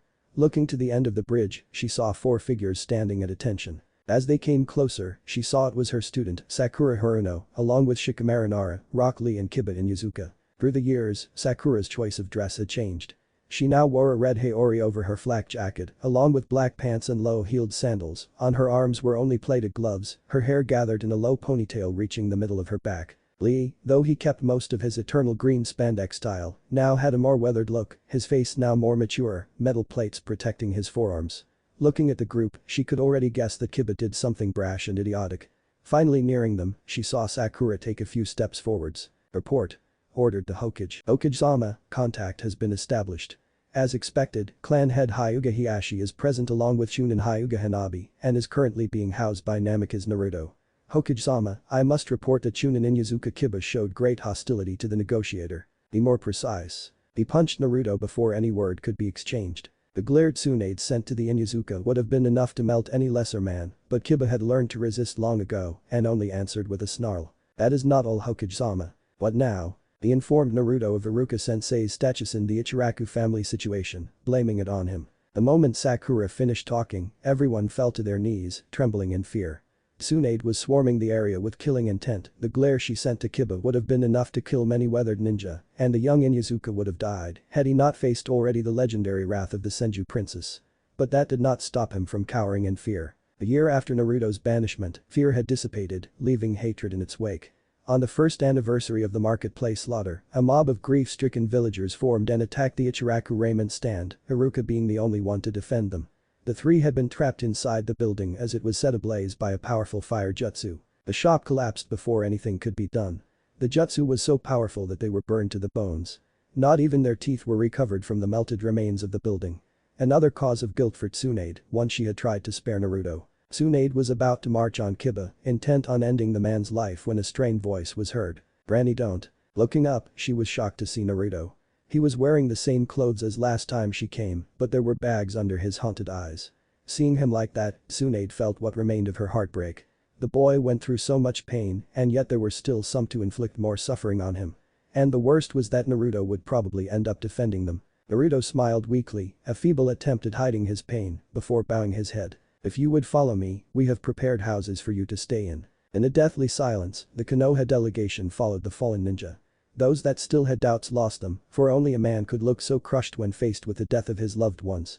But Kiba stood his ground, unforgiving, failing to overcome the loss of his teammate, refusing to accept the fact that Naruto was a victim. Following this shell of a man, the clan heads and their heirs really felt for the first time the burden of pain weighing on the young Namikaze's life. After a week of travel, the feudal lords finally reached Wave and crossed its colossal bridge. "Wow, that bridge is huge," commented Fu. "Indeed, Fu-san, I have already seen it withstand a furious storm, the likes of which wasn't seen in over a century, and not even bulge. It was truly impressive." Its builder, Tazuna-san, often boast, claiming that only divine fury could break his bridge. He's not that far from the truth. "From what I can see and what my chakra tells me, this bridge is strong enough to endure at least 2 Bijuu bomb, even the hidden village's main buildings aren't that strong. That's one hell of a piece of work." The elderly daimyo chuckled as he looked at the imperial envoy who was looking around curiously. It amazed him how such a powerful general could still act so childishly at times. In a way, it was refreshing for the old politician. In his time, the old daimyo had seen too many betrayals, too much bloodshed, feared too many times for his life and for his family's safety. The innocence displayed in front of him was like a pond of water in a desert. But he was no fool, he could already guess it was a way to escape the guilt great warriors often felt. Hearing something at the front, the elderly man looked up. In front of the group were 5 men, visibly Nukin and belonging to the former Akatsuki if you were to judge on their cloaks. Gaara narrowed his eyes at the sight. Isam Hashigaki of Kiri, Kakuzu of Taki, Haiden of Yu, Dodara of Iwa and Agenin. Said Jin and immediately began screaming in rage. Who the fuck do you think you are, you fucking freak? I'm the mighty Yazu. Yeah, whatever. What are you boys doing here? Asked Fu. You wouldn't attack a poor maiden and 2 daimyo, now would you? Life is hard. Answered Dodara. And we need money to live. I'm sure you wouldn't mind leaving a few coins, especially to avoid trouble with us. We are all cage level, after all. Added Kakuzu. Fu, not really impressed, turned to Gaara. Gaara-san, would it bother you if I took care of this trash? Are you sure you don't need reinforcements? Inquired the Kazukiage. Oh, you know, I'm not nicknamed the War Lady just for my good looks. Answered Fu with a smile. Suddenly, she disappeared, reappearing in the middle of the Akatsuki, a bow staff in hand. Before any of the criminals could recover from the shock, the staff collided with Kisam's head, the sickening sound of broken bone following as the man's lifeless body flew to the left. With a spike of speed, she struck a Kakuzu, carving 5 clear holes in the man's chest as he began bringing his hands up. Haiden immediately charged at her as Dodara took to the air on one of his clay birds. As the immortal closed on her, Fu ducked under the side and slammed her fist into the Jashinist's jaw before picking him up by the collar and throwing him toward the blonde bomber. Faltering under the impact, Dodara barely managed to catch his teammate. What the hell is that? It was supposed to be a freaking diplomatic envoy. Like I would fucking know, now get me down there, I wanna sacrifice that bitch. She can't do anything to me, I'm a fucking immortal. Looking down, they saw Fu, her bow in her right hand, her left arm extended toward them, and in the open palm of her hand, a black sphere of destruction. Survive this. With a mighty roar of pure power, the sphere transformed into a powerful ray of destruction, engulfing the 2 criminals and disintegrating them. As the frightening attack died down, Fu let her arm fall to her side before shifting her gaze to the last member of the squad still alive. The boy, no older than 15, was shaking and crying. Seeing the inhumanly powerful Kunoichi landing her eyes on him, he tried to beg for mercy, but his mouth wouldn't obey, only letting out an incoherent mess of stutters and cries. That lost kid. Without another word, Fu went back to her track, sealing her bow in a parchment. Looking at her retreating back for a few seconds, the boy broke out in an all-out sprint, tears flowing from his eyes. Looking behind her, Fu saw that the daimyo and their escort had yet to move, while her personal guards had already caught up. With a cheesy grin, Fu turned to them. Hey, what are you waiting for? We gotta go. Finally shaking off their shock, they began walking once again, a quick glance to the side, informing them that the mighty sword of the mist had already been retrieved and the bodies thrown into the sea. Passing the bloody spot with some uncertainty, they followed the war lady. Wave was usually peaceful, but what happened on the bridge put everyone on edge. The shinobi delegation of Konoha had gathered at the end of the bridge, anxious to know what had caused such a fearsome display of power. Looking around her, Tsunade looked at her troops. The clan heads hadn't changed that much in 6 years, but their heirs Ino was now wearing her flak jacket, a purple skirt falling to mid-tight, fishnet covering her arms down to the elbow. Joji followed the Akamichi tradition, wearing mighty armor with plates added on the fabric falling on his thighs and back. Shino stood to the side, an open cloak showing his flak jacket underneath it, the hood obscuring his face, leaving only the lower part of his face visible. Heiress of the Inyazuka clan, Hana stood with pride, her 3 ninkin at her side. Not much had changed in the young woman, having only added a bit of fur to the collar of her jacket. Looking at her personal escort, Tsunade wondered if she chose wisely to keep this group united. Tenten looked battle-ready, but then again, she was Jonin. Wearing a traditional Konoha uniform, she looked deadly. Next to her was Niji, wearing a cream kimono, his forehead protector proudly displayed on his head. One would think such a state of dress would hamper his movements and make him less efficient in battle, but it was quite the contrary. Sasuke was there, having retired as soon as he returned, the youngest was the new representative of his clan. Hearing gasps of surprise, Tsunade turned to look at the bridge, only to see the escort of the feudal lords coming their way safely. At the front was a mint-haired woman, probably in her late teens, walking toward them without a care in the world. Finally noticing the group of Konoha shinobi, the woman waved lazily her hand and, once at voice reach, greeted them. Hey, you're the Konoha group, right? I'm the imperial emissary. Happily chipped Fu. When she got no reply, she shot the group a questioning glance, tilting her head to the side. You alright? You all look like you saw some kind of freaking ghost. Tsunade took upon herself to answer. We are alright, thank you for your concern. We, however, are worried about the explosion that happened not too long ago. Would you happen to know what happened? Oh, that. Don't worry big booby lady, 'twas just my biju bomb. Said Fuwu, waving her hand dismissively, shocking the whole Konoha delegation with the nickname she gave to Tsunade. Kiba snarled when he understood she was a container before muttering under his breath, fucking demon whore. In an instant, the bridge was flooded with hatred and fury as Fuwu jumped high in the air, bringing her staff down towards Kiba's head. Before the metallic end of the staff could shatter the head of the Inyazuka, another staff blocked it, the sound of the impact almost deafening. Landing, Fuwu glared viciously at the newcomer, snarling in anger. Stand aside if you want to live. That I cannot do. I understand you must have suffered in your former village, but I cannot allow you to shed blood on this land. This island is a symbol of peace, I will not let blood tarnish it. Looking more at the man that blocked her, Fuwu blushed slightly. He was tall, with sun-kissed hair and deep blue eyes, 3 whisker marks on each cheek and an expression of calm etched on his face, though she could see he went through great pain recently. Bringing her staff back, Fu schooled her features. Very well. Out of respect for a fellow container, I will not kill this man. Turning her gaze to Tsunade, Fuwu's face hardened once again. But you'd be wise to keep this fool in check, I am not the most patient woman, and neither is the Empress. Moved by anger at being so harshly demeaned, Kiba failed to listen to reason. Ha. And who do you fucking think you are? Just some fucking no-name D. Before he could end his insult, Kiba was interrupted by a crushing wave of chakra, leaving almost all on the bridge, struggling to keep their footing. When she spoke, Fuwu's voice was calm but laced with overwhelming power and authority, and her eyes promised death. I am Fuwu Takamushi, container of the Shichibi, first general of the empire, the war lady of the west, empress consort, destroyer of 1,000 armies. You would do well to remember it. Letting the pressure fall, Fuwu turned to Naruto with a pleasant smile. Now, Namikaze-san, why don't you give me a tour? I'm a bit curious of this land. Nodding, Naruto began to lead the imperial envoy through the crowd.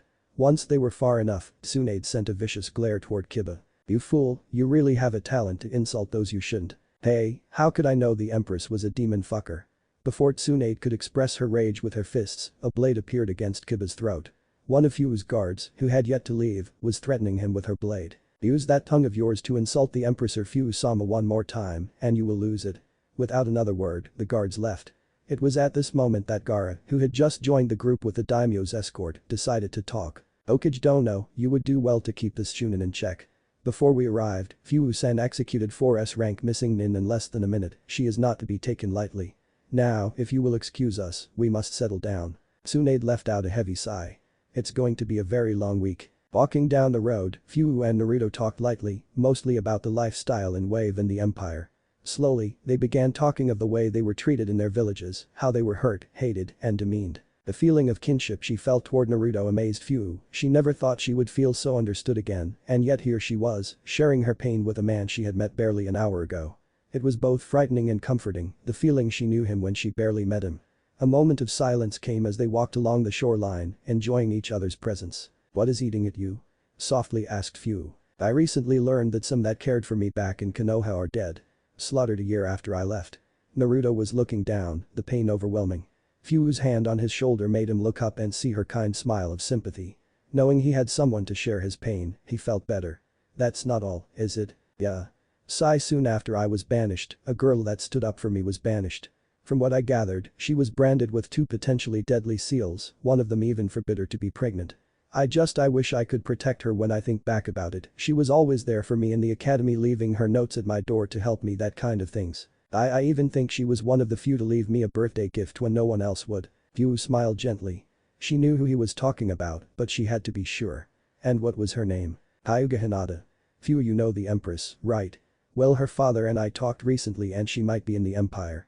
Please help me, I just want to find her to help her. There's more, isn't it? Why yeah, she was the first to believe in me, she had feelings for me. If she still have them, then I want to see if it works out. Yeah. I'll see what I can do, okay? Naruto smiled his first true smile in weeks, genuinely happy that his hopes may not have been in vain. They walked a bit more in silence, enjoying the calmness of the sea and the warm feeling of belonging in their hearts. As they walked, they came upon a strange sight, Inyazuka, Kiba and Ino Yamanaka talking quite animatedly. Coming closer, they realized they were so engrossed in their talking they hadn't noticed them. I mean, what the hell with you beating Naruto up?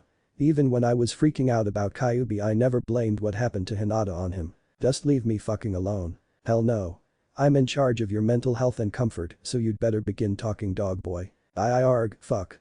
Sigh, I just can't stand it, he just goes on like nothing happened, like he doesn't give a damn about Hinata or Ruka-sensei. That just makes me want to punch him. Have you even seen him? I've been here for a week and I've already seen him cry at night 3 times. 3. Hanabi told me he had investigated nearly every lead on Hinata they had, and even a few they hadn't, he even put 3 freaking villages on her trail. As for Iruka-sensei, he didn't know until you dumped it on him. And then, if his life is so goddamn hard, why doesn't he end it all? Why doesn't he just kill himself? It was at this point that Naruto decided to interfere, making his presence known. Because, Kiba, I cannot. Pieces like the bridge you crossed coming here. It must be built to protect the generations to come. I go on, not to satisfy my pride, but to avoid meaningless deaths in the future, to make sure no child will lose their parents in a war that could have been so easily avoided. Once peace is settled, if I fail to find Hinata, then I don't know maybe. With a heavy sigh, Naruto resumed his walk, Fu at his side, leaving the 2 Konoha ninjas shocked. Looking at his retreating back, Kiba felt remorse and shame biting at his heart. I was wrong. You think he'll ever forgive me? I don't know. Try, maybe he will. Farther down the beach, Fu and Naruto came to a stop. With a heavy sigh, the blonde said. Fu, I'm not even sure I'll find her. I don't even know why I keep hoping. Because hope is part of the human nature. It is one of the frailest things, yet it is almost impossible to completely kill. It does not embarrass itself with rationality, and neither does the hand of luck. She's probably still alive somewhere, waiting for you. Naruto smiled gratefully, his spirits at least a little bit lifted. Fu smiled back, speaking softly. Hey, you know what? I'll write directly to my girl, she'll help. Okay. Yeah, thank you. Fu unsealed a pen and a scroll and quickly wrote down her letter before summoning a little dragon, small enough to coil around her arm. The little reptile, seeing her, immediately began speaking joyfully. Fu-chan, what you want? What you want? I can help. Do you have candies? Where are we? Who's he? It's nice. Are there candies? Where? Hey now, calm down Kakaru-kun, you're being rude. Playfully scolded Fu. The little dragon seemed sheepish. Sorry, Fu-chan. So, who's the guy? A friend, he's like me. Ooh, really? Say mister. Say mister. Which one do you have? Is it the ox squid thingy? No, I know. It's the psycho raccoon. No, the stuck-up ape. None of them. I'm stuck with the fox. The fox? But he's the meanest. Bakaru-kun. I called you for a reason, you know. Oh, sorry Fu-chan. So what can I do? What can I do? Alright, give this to Haim, will ya? Yes sir. As it closed its paw on the parchment, the little dragon flew away in a flash, disappearing from sight at an incredible speed. Funny little guy. He reminds me of one of the toads I used to summon. I miss them. Hey, no need to be gloomy, maybe I can help. Why can't you use ninjutsu anymore? A seal. Yeah. One that was imprinted in my own blood. Harsh. But I already broke one. Naruto's eyes widened as he looked at the mint-haired woman, not sure if he should believe what she said, but unable to contain his hopes. You did? Yeah, but it's pretty painful, and you might need some time before you can actually use ninjutsu again. Breathing deeply, Naruto considered his options, thinking things over. He came to a conclusion fairly quickly. I appreciate what you offer me but I'll refuse. I think part of why I am so respected is because I can't use chakra anymore. If I must sacrifice my comfort for even one unborn child's sake, I will do it gladly. Fu remained silent for a few moments before a sad smile came to her lips. You truly are an amazing man. To sacrifice yourself for strangers after all you've been through, you more than anyone else have every right to be selfish, yet you are not. I don't understand and probably never will. I can only admire your determination and selflessness. The two spent the rest of the afternoon talking, getting to know each other a bit more. The more they talked, the more they felt a strange sense of belonging.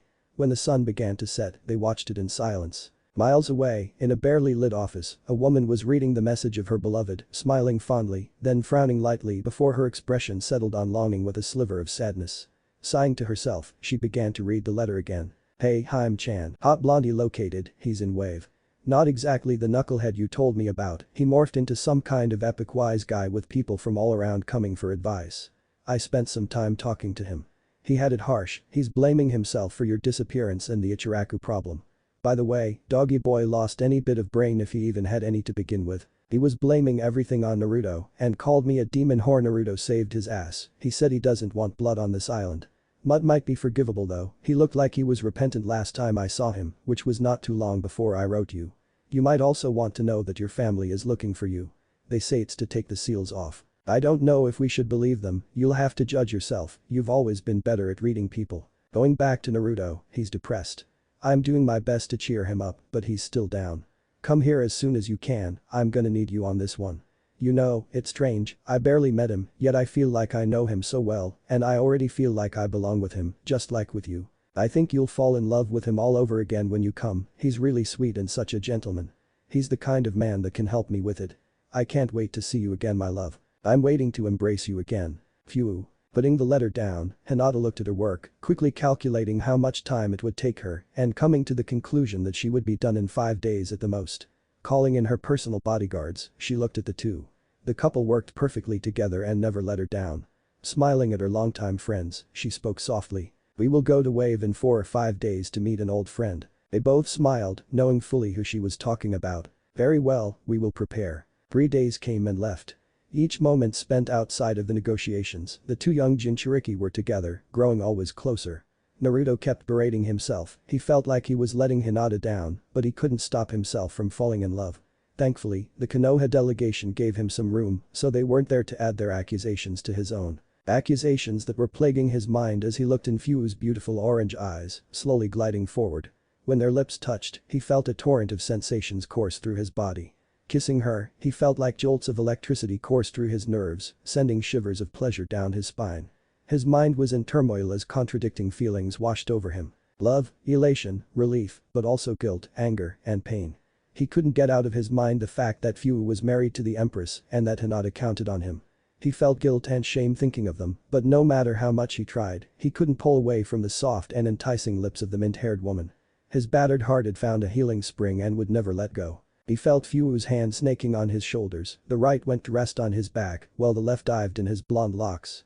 His right hands went to cup her cheek while his left arm wrapped around her waist, pulling her closer to him.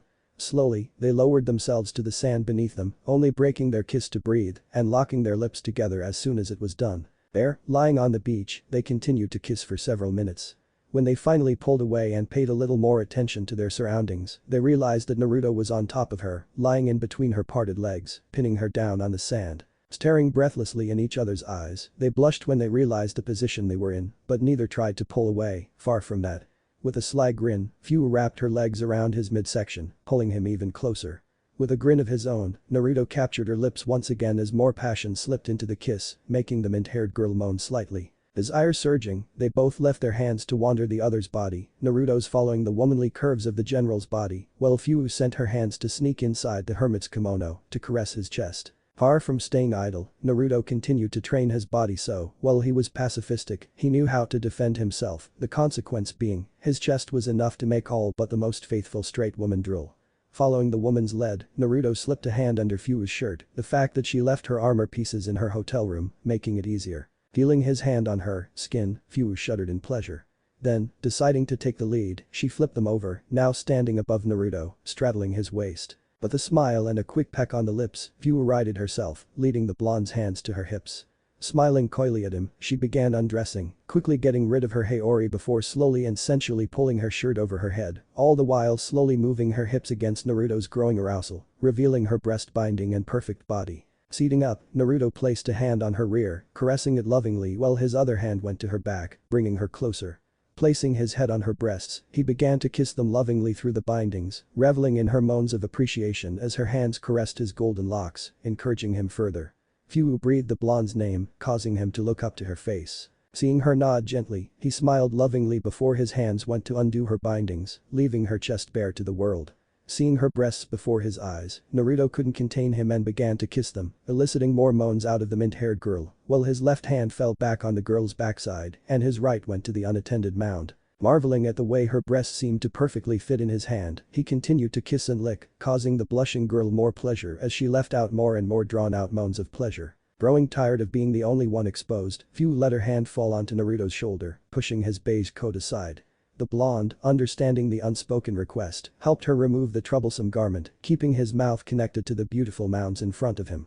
Not wasting time, Naruto quickly took the top half of his kimono off as well, leaving him bare-chested too. Seating more comfortably in his lap, Fu placed a hand under his chin, pulling him off her breasts and raising his face. Resting her arms on his shoulder, crossed behind his neck, she pulled him closer and kissed him softly as their chests connected, sending shivers of pleasure down their spines. For the two lovers, the universe narrowed down to only the other. They didn't care for what happened beyond that beach, except for one being. Naruto still had the feeling of guilt coursing through his mind, though dulled by the desire and love he felt for Fu, while the mint-haired container was completely elated, thinking of how her beloved Hinata was right about the blonde. Naruto's hand slowly glided down her curves, caressing every inch of skin along the way, before stopping just above her pants.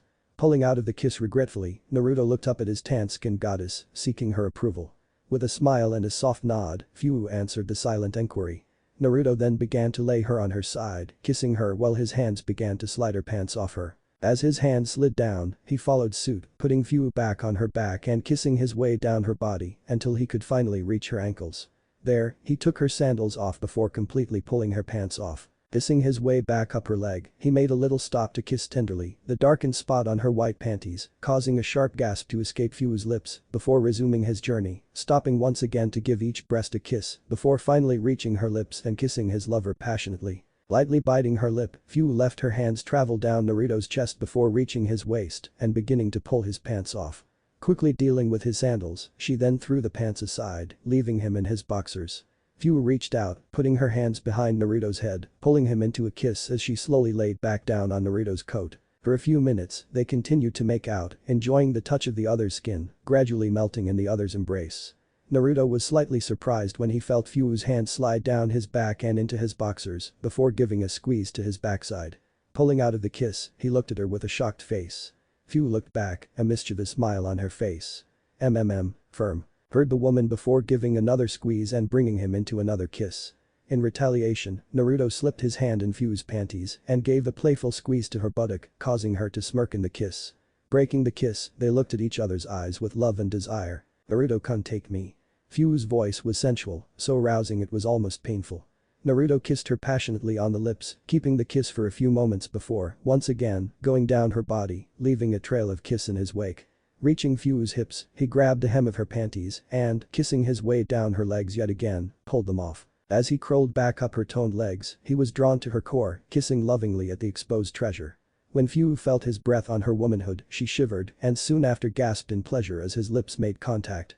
He kissed and licked, causing shivers of pleasure to course through Fu's body. The mint-haired girl wrapped her legs around his head in an effort to pull him closer, while her hands rested on his head, encouraging him to continue.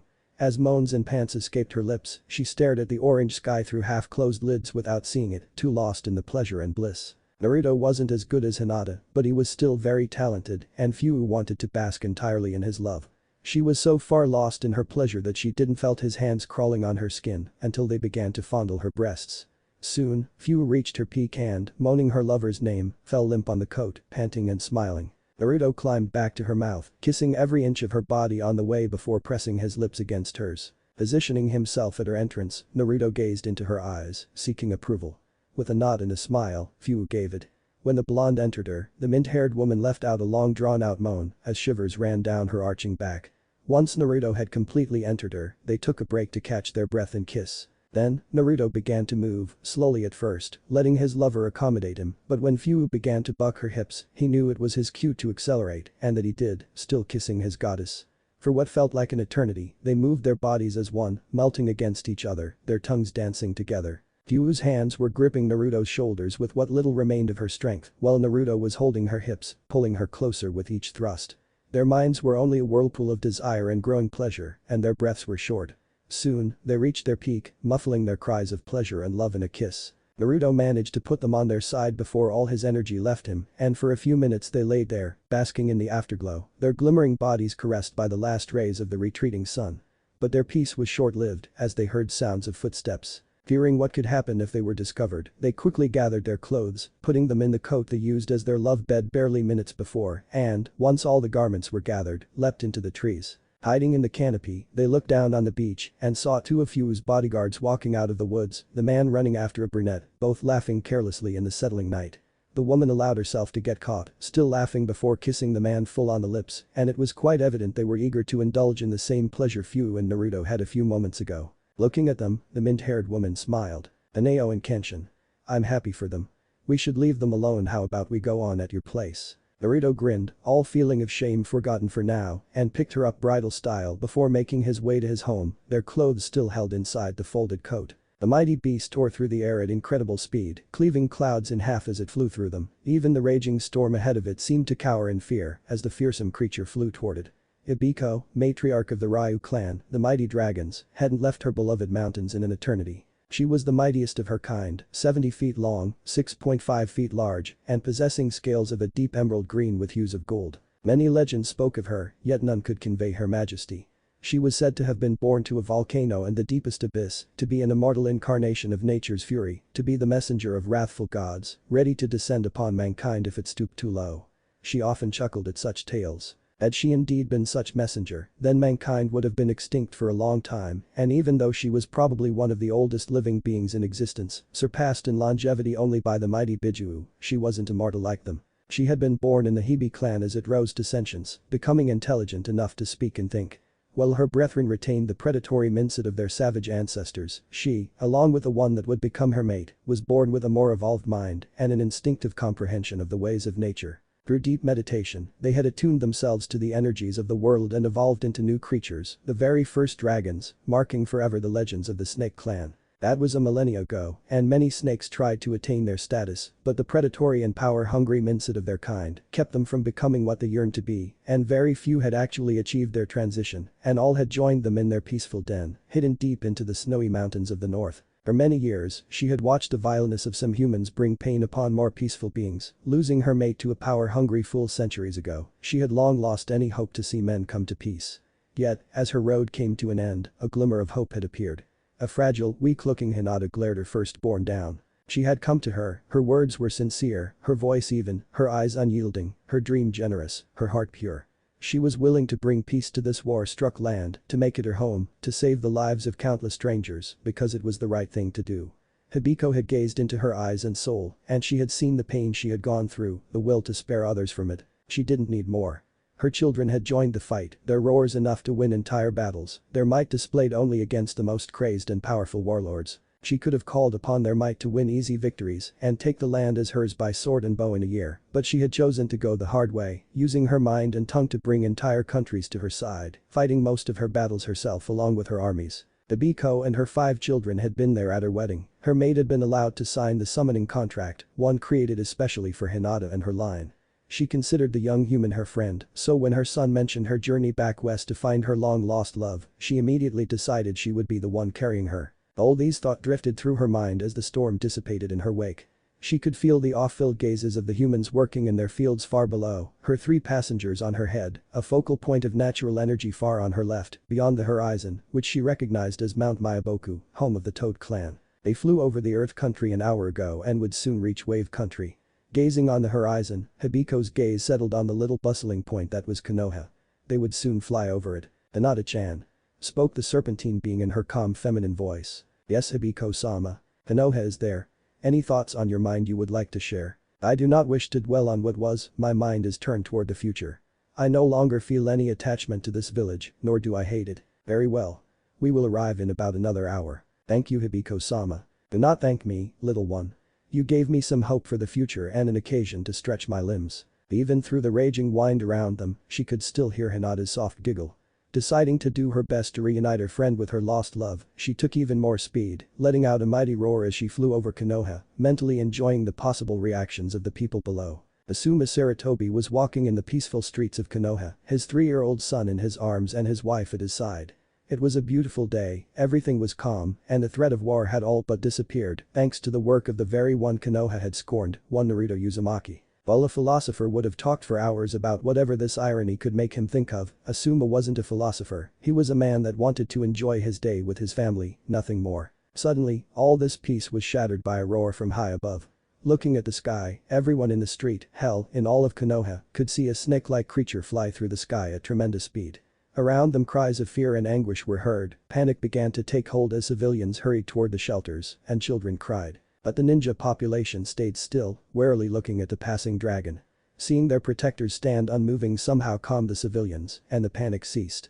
Comforting his son, Asuma looked worriedly at the now disappearing dragon. I think it was headed to Wave. Okijama left for a diplomatic meeting there with an imperial envoy some time ago, didn't she? Yeah, you think there might be a connection? Asuma the dragon is the emblem of the Empress herself and she's told to be able to summon them. You think, oh boy, if this meeting goes awry, we're doomed. At least, you aren't doomed today since you watched your tongue. Asuma smiled nervously.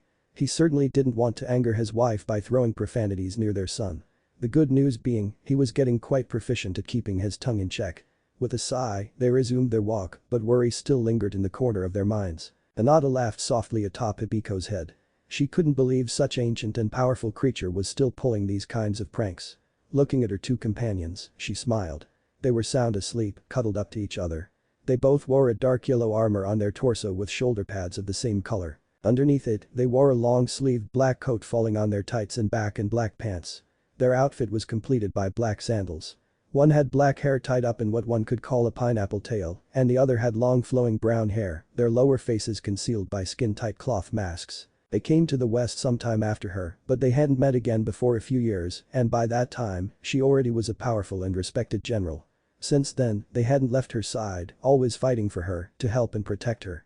Hinata felt she was blessed to have such friends. Bringing her eyes back on the horizon, she turned her mind to her two loves, happy she would soon see them both again.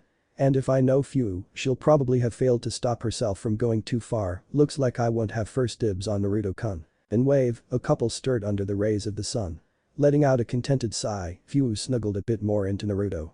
The hermit, absent-mindedly caressing her back, couldn't help but feel like there was someone missing, but he refused to voice these thoughts. Deciding to take his mind off of this, he thought about the treaty between the lands of fire and wind and the empire. They had negotiated everything and the treaty had been signed just the day before. All in all, yesterday had been a good day. And a very good night too. Naruto, yeah? Thank you. Huh? I should be the one thanking you. No. Sigh, in fact you're the first man I had willingly. Hearing this, Naruto fell silent, the meaning of Fu's statement hitting him full force. Once he had somewhat digested the information, he pulled her closer to him, into his loving embrace. This seemed to comfort Fu enough as she began to talk. It was 2.5 years ago the war was nearing its end, we just had a couple warlords left to go one day, me and my guard left to scout the zone, like we already did hundreds of times before, but this time, we got caught in an ambush sleeping gas we had no time to react. When I woke up, I was trapped in the warlord's dungeon they for hours. I was trapped in this hell for 4 days. Haim had to come herself to save me. I lost 6 friends in that hell, and the remaining 4 have never been the same. Neither have I. Fu-chan, I'm sorry. Why? For the first time, I can touch a man without thinking of those monsters. Yeah, I guess that's good, but what about the Empress? Fu looked in his eyes, uncertainty written on her face. Biting her lip for a moment, she came to a decision. Naruto-kun, I'm about to tell you something I shouldn't, I'm doing it out of love for you, but also for her. I don't want to see you beating yourself up when you shouldn't. No, let me finish. I know full well where Hinata Hyuga is. I married her. Why you mean Hinata-chan is? Yes, she's the Empress. And before you begin hating yourself for what we did last night, that was part of our plans for the future, well, mostly.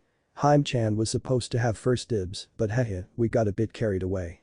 Said Fu with a sheepish grin. What do you mean part of your plans for the future? Well, Hinata's feelings for you never disappeared and I kinda crushed on the description of you she gave me. Answered Fu with a blush. Naruto stared at her bewildered. Are you telling me you two were planning on sharing me? Yeah. Fu looked nervously at him, wondering if he would be mad or would look at her and Hinata like they were disgusting perverts. Naruto thought about it for a few moments, still having troubles wrapping her mind around the possibility. But how can you be sure Hinata will like me as I am now? I've changed so much. Naruto-kun, do you trust me?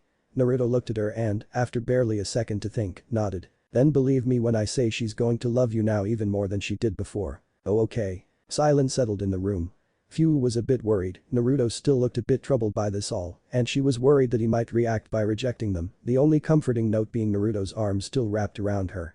To her relief though, Naruto progressively relaxed and a small smile came to his lips. So I'm gonna get twice the love, huh? Fu instantly brightened at hearing this. Twice. Oh come on, we aren't greedy. She said with a cheesy grin before snuggling deeper into his arms and purring in his ear, we're gonna give you much more.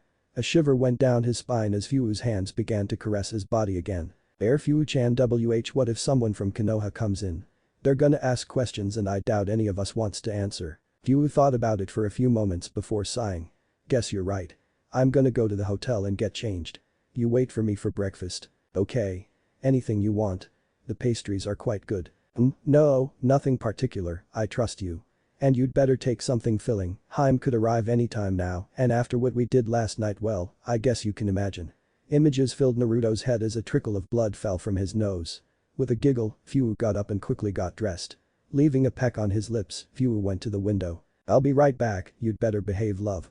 And, with a wink, she was gone. Naruto stayed there for a few moments before sighing, smiling and making his way to the shower. I have the feeling that, by the end of this day, I'm gonna be very happy or very tired, maybe both. Tsunade stared in awe and fear as the mighty beast glided toward the earth. At first, she had thought Orochimaru's twisted experiments had come back to haunt them in the form of a flying snake, but she soon understood it was one of the legendary dragons rumored to support the blind Empress. Looking at her right, she saw Gaara and the recently arrived Taki envoy. They were here for Fuwu, and with a high-ranking official of the Empire around, maybe the Empress herself, it was doubtful they would get what they wanted. The arrival of the majestic creature had caused such a ruckus that nearly every inhabitant of the island had come to see, Naruto of course being among them. Soon after, Fuwu had arrived and surprised everyone by her choice of dress. A dark green yukata that showed off her figure. As the emerald beast lowered itself to the ground, 3 figures were apparent on its head. Soon, the dragon had landed, her head still towering some 16 feet above the ground. The 3 passengers leaped to the ground, landing gracefully. There were 2 women and a man. The obvious leader, the woman in a night blue yukata, then turned to the towering beast and bowed humbly. "Thank you for your help, Hibiko-sama." The chuckle that escaped the now-named dragon was surprisingly soft for a creature so big and powerful, her voice strangely akin to that of a grandmother. "Do not fret, little one, after all you've done for my old heart, it is only normal that I help you. Now, you should go on with your endeavors, your maid is nearly bouncing around the place." With a giggle, the veiled figure turned to the crowd just in time to intercept a flying and smiling Fuwu. "Haim-chan. I missed you." With a chuckle, the Empress hugged her wife back, enjoying the warmth she had missed for so long before murmuring in her ear. "I missed you too, Fuwu-chan." Looking at the crowd, she saw a blond man wearing a kimono and a cloak come forward, smiling calmly, even though her eyes could notice eagerness in his steps. She told him, "Huh." Looking at his face, Hinata couldn't help but be happy her veil was still in place. She could feel a blush like she hadn't had in years crawl up her face. "Oh dear Kami, he became quite handsome." Her gaze fell on his lips, they were curved upward in a small knowing smile. Once before her, he bowed low, softly grabbing her hand and bringing it to his mouth, leaving a fleeting kiss on her fingers. "Empress-sama, it is my pleasure to welcome you to Wave Country. I hope the facilities will be to your taste, even though we don't have the utmost luxury." At this, Hinata scoffed. "Please Naruto-san, I fought 4 years in a war. As long as there is a bed, it will do." The former heiress marveled at the ease with which she answered him, never before had she been able to talk so freely to him, and she was going to enjoy this. With another dazzling smile, Naruto took a step back, but before he could talk, the male bodyguard of the Empress did, and his voice caused each and every one of the rookies 9 to widen their eyes in shock. "My lady, permission to act freely." Granted. In an instant, Naruto was tackled to the ground by the other guard. As she rose back, she quickly pulled her mask down, revealing one Michiraku. "Naruto. I missed you. Did you miss your big sis? I hope you did. We heard of those treaties you signed, it's awesome. Dad and I knew you'd be awesome. I hope you're gonna come and visit. Oh and, Aim-chan, take time to breath." The other guard stepped forward before crouching near the blonde, pulling his mask down, revealing the smiling face of Iruka Yamino. By now, Naruto was in tears, pulling them both in a bear hug. While the moving reunion was taking place, Fuwu had grabbed Hinata's arm and began to lead her to the different delegations and was already done with the group from Suna. "And then for Konoha we have Big Booby Hokage-sama. These 2 blondes there are Yamanaka, they have a weird fetish, they like to go in people's minds, and then those 2 are Akimichi, they eat like no tomorrow, it's crazy. Oh and the 2 lazy ass there are Nara, I swear they sleep 25 hours a day. The 2 wild chicks there are Inyazuka and the mutt there too, and the coated guys are Aburam, never take a bug zapper near them. Oh, and these 3 are, I know. Hyugas." Hinata failed to completely control her voice, and some coldness slipped into it. She stepped toward Hiashi, doing her best to stay calm and keep her voice even. "The Ashi-san, my consort told me in a letter of your inquiry, it will be discussed later. I do have information on Hinata, but I will say nothing here. Depending on the result of a later meeting, I shall decide if your clan is worthy or not to hear what happened of her." Before any answer could be uttered, she turned to the 2 daimyos, both patiently waiting their turns to be introduced to the powerful woman. "I take it you are the daimyo of Wind and Fire." "Yes we are, it is an honor to meet you." "The honor is mine, I heard many praises on the way you lead Fire Country, and I personally followed your example on more than a few matters," said Hinata, nodding her head to the Fire Daimyo, then turning to the leader of Wind Country. "I have also heard of you, I heard you were able to pull your country's treasury together already, even though you have but a few years of reign, a most impressive feat." Though, if I am to believe the letters Fu-chan sent me, you would do well to change some of your counselors, lest your guests kill themselves out of boredom. Hinata couldn't help but giggle when she saw the Wind Daimyo blush, both at the praise and the embarrassment. Hinata then turned her head to the last group and instantly her mood fell.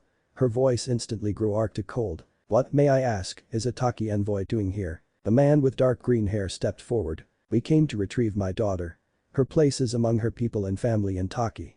Fu's answer was to give him the finger, her face marked with anger. "Screw you, old man. If you think I'm going back to this hellhole, then you're even more of a fool than you were before I left." The man turned his gaze to Fu, frowning. "You will show me respect, I am your father." "Oh really? When did you learn? Cause 6 years ago you sure as hell weren't. You want me to go back to Taki? Well, bring my word to the fool that is your brother. If I ever set foot in Taki again, it will be to burn it to the ground." Silence had fallen on the crowd as all watched over the exchange. The 8 Taki shinobi knew they were outnumbered and so outpowered it wasn't funny anymore. Their only hope was to use diplomacy to bring Fu back. Fu's father then pulled his biggest trick out of his sleeve. "Listen Fu-chan, I know your mother and I made many mistakes, but we want to atone. We realized how much we were wrong when your brother was born. Don't you want to meet your 4-year-old brother? The boy born to strangers is a stranger too. I have no family ties to you or anyone in Taki. Get the hell out of here before I bijadama your ass into oblivion." There was such coldness in her voice, such hatred, only the biggest of fools wouldn't have understood.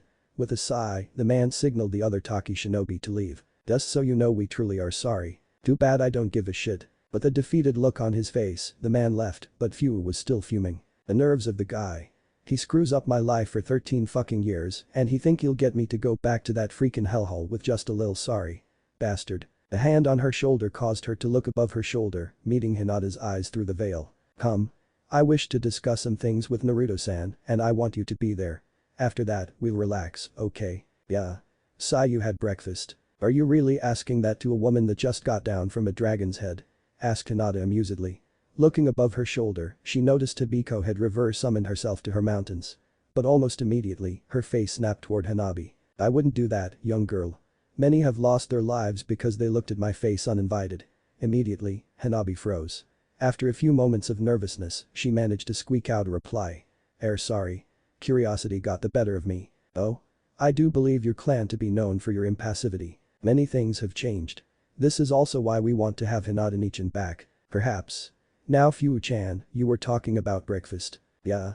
Naruto-kun and I had decided to have breakfast together, hopefully there'll be enough for 3. With a giggle, Hinata nodded, then slid her arm around Naruto's as Fu did the same on the other side. "You don't mind me tagging along, do you Naruto-san?" "Not at all, it would be my pleasure." The 3 then set out for Naruto's house, not really paying attention to the group behind them.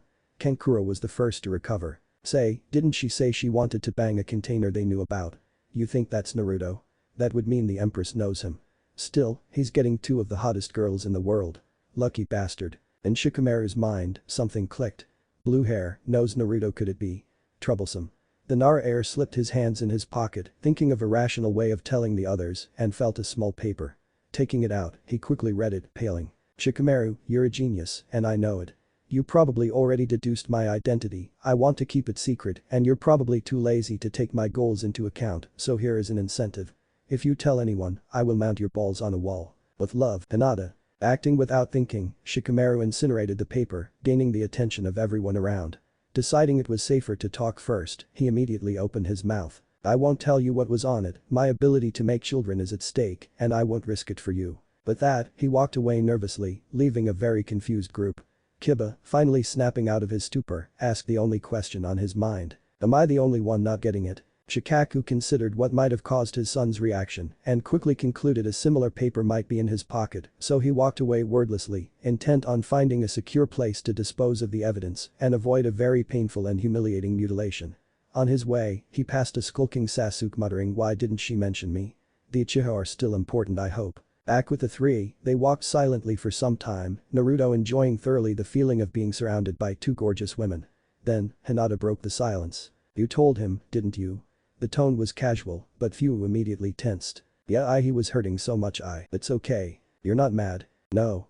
You also got him first." "Sorry." Taking her veil off, Hinata turned to Fu with a mischievous smile. "You do realize you'll have to work hard to earn my forgiveness, right?" Fu relaxed, a smile coming to her lips. "If it's just that. By the way Naru-kun, what do we have for breakfast?" Naru-kun. Hey, I'm talking to you. Said Fu, shaking his arm slightly, snapping Naruto out of his staring. Huh? Oh, sorry, didn't quite catch that. You were staring at her, weren't you? Hey, it's not my fault she became so beautiful. Yeah, quite the eye candy, huh? Anyway, what's on the menu? Well, mostly pastries, tea and coffee. Suddenly, Hinata stopped dead in her track, causing the two others to look at her in surprise. Hinata-chan, you okay? My cinnamon sense is tingling.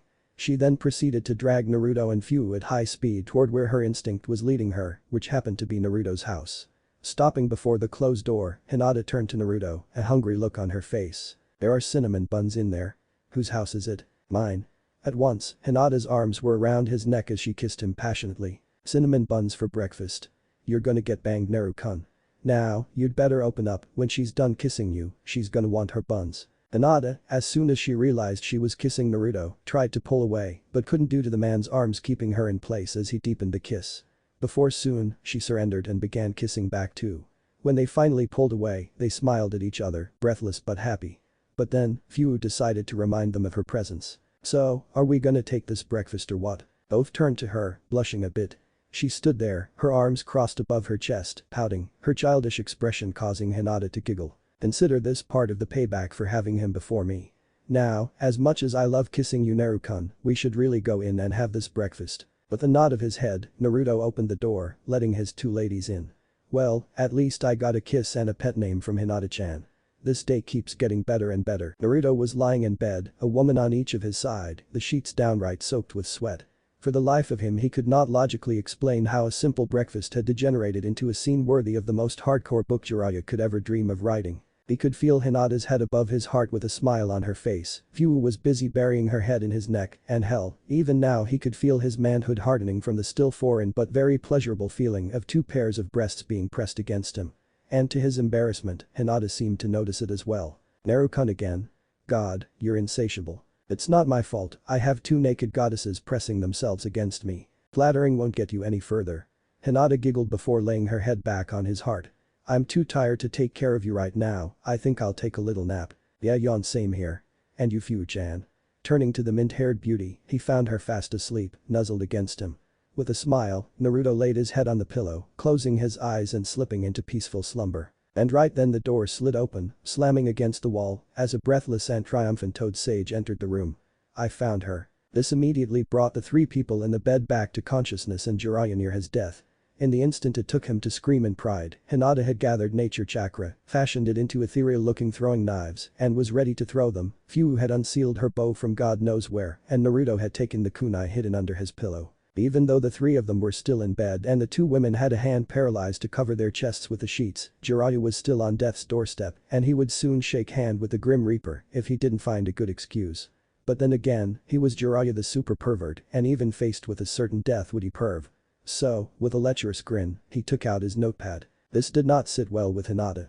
With a flick of her wrist, the notepad was nailed to the wall, causing Jiraiya to look more carefully at her. Then he began to sweat. Hinata was scowling, her eyes colored with red as dark red markings had appeared around her eyes, giving a feral touch to her delicate beauty. From her hair, two red ghostly antlers rose, akin to those of a dragon, and, even though the knives in her hand seemed immaterial, they had just demonstrated their harming power. Jiraiya of the Sannin. If you give any importance to these things between your legs, you will stay silent on my identity and will refrain from putting any of this in one of your books. I clear. Gulp crystal. I'll wait for you in the living room, that is if I can come back later if you prefer. No, go in the living room. Sigh, you ruined our nap mood, so might as well see what you have to say. Grumbled Naruto, clearly displeased with the interruption. Hinata looked unenthusiastically at Jiraiya before turning to Naruto. While you talk to the perv, I'm going to take a shower. Fu-chan, you join me? Yeah. Who knows, if you're fast enough, you might join us too, Naru-kun. With a wink and a giggle, Fu grabbed her yukata before looking toward the door where Jiraiya was looking at them, a bit of drool coming out of his grinning mouth. A vein popped on Fu's forehead. You'd better be in the living room before I get up, or Haim-chan's threat will look like a walk in the park compared to what I'll do to you. As soon as she had closed her mouth, Jiraiya had disappeared from the doorway. With a satisfied smile, Fu got off the bed and put her clothes loosely on her, as did Hinata, and they walked to the bathroom. Naruto, with yet another sigh, got up, dressed quickly and went to the living room, sitting in front of his perverted godfather. Okay, what exciting news do you have for me? Well, now it's a bit late, but I was here to tell you I had found your little Hyuga. But it looks like she found you too. Yeah. Anything else? Well, I thought you'd want to know and I really didn't expect her to be there. Just so you know, I saw the Hyuga on the way and she's getting restless.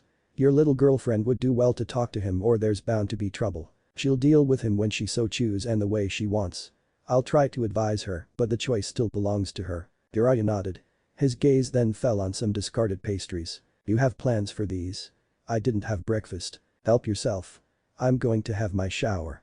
Stop that line of thoughts right there. Without another word, Naruto disappeared in his room, leaving a pouting Jiraiya. After throwing the perverted sage out of the house, the three realized they had spent the whole morning having fun together and so decided to have lunch.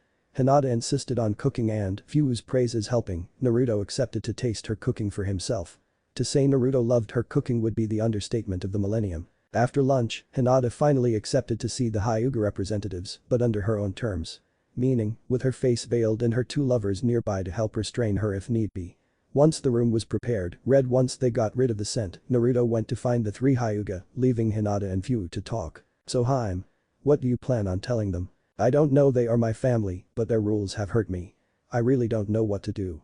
Honestly, I hoped I could avoid this meeting. Yeah, but think of your sister, don't you think she'd like to know how you're doing? I don't know. We never talked much. I'm not even sure she has the same idea of family I have. They always were so cold, they have been for years. What could have changed in barely 6 years? A lot can change. Just look at yourself. Do you really think you would have done 6 years ago what we did this morning? Joked the mint-haired woman. Hinata looked disapprovingly at Fu. We were 13. You know what I mean. If you were introduced to your 13-years-old self, she would probably try to hide behind something.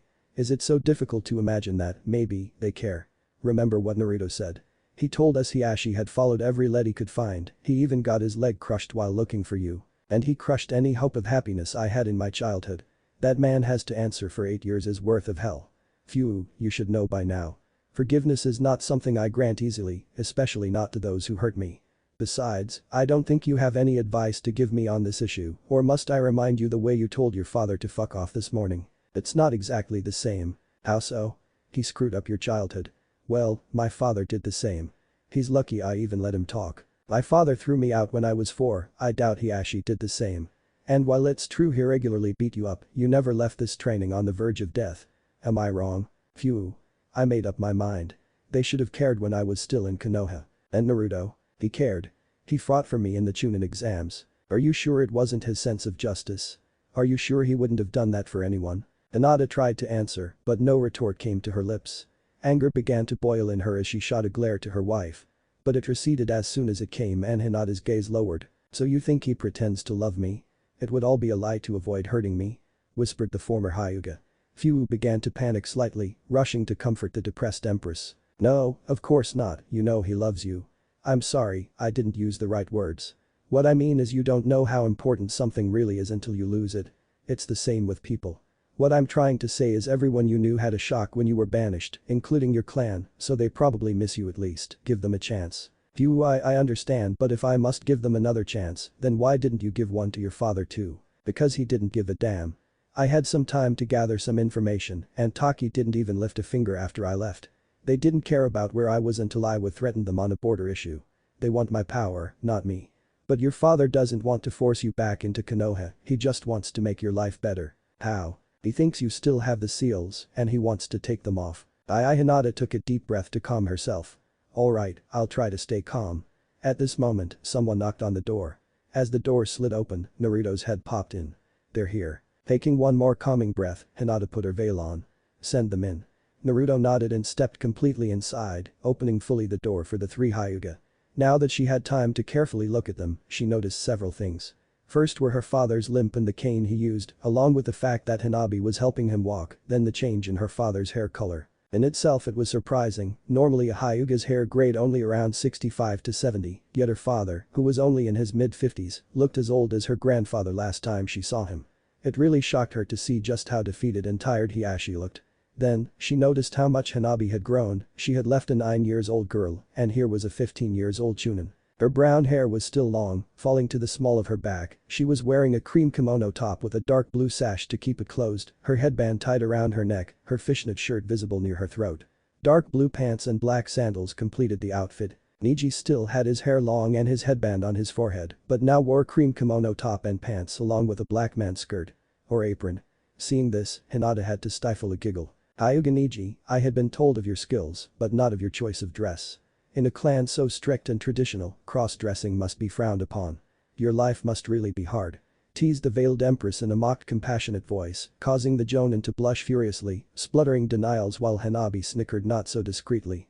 This caught Hinata's attention. Since when is Hanabi acting this way? However, Hiashi had something else on his mind and, not paying attention to his daughter teasing his nephew, he began to kneel, suppressing a grunt of pain with difficulty, but it was enough for his daughters to take note and for Hanabi to rush to his side.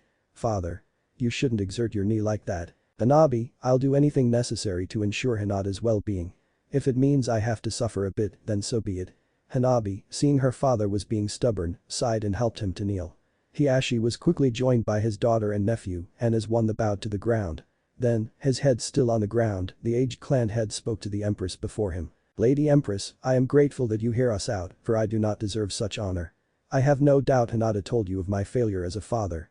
It is a mistake I wish to correct as much as possible. 2 seals were placed on Hinata, one preventing her from bearing a child under the penalty of death, the other allowing any member of our clan's main branch to execute her.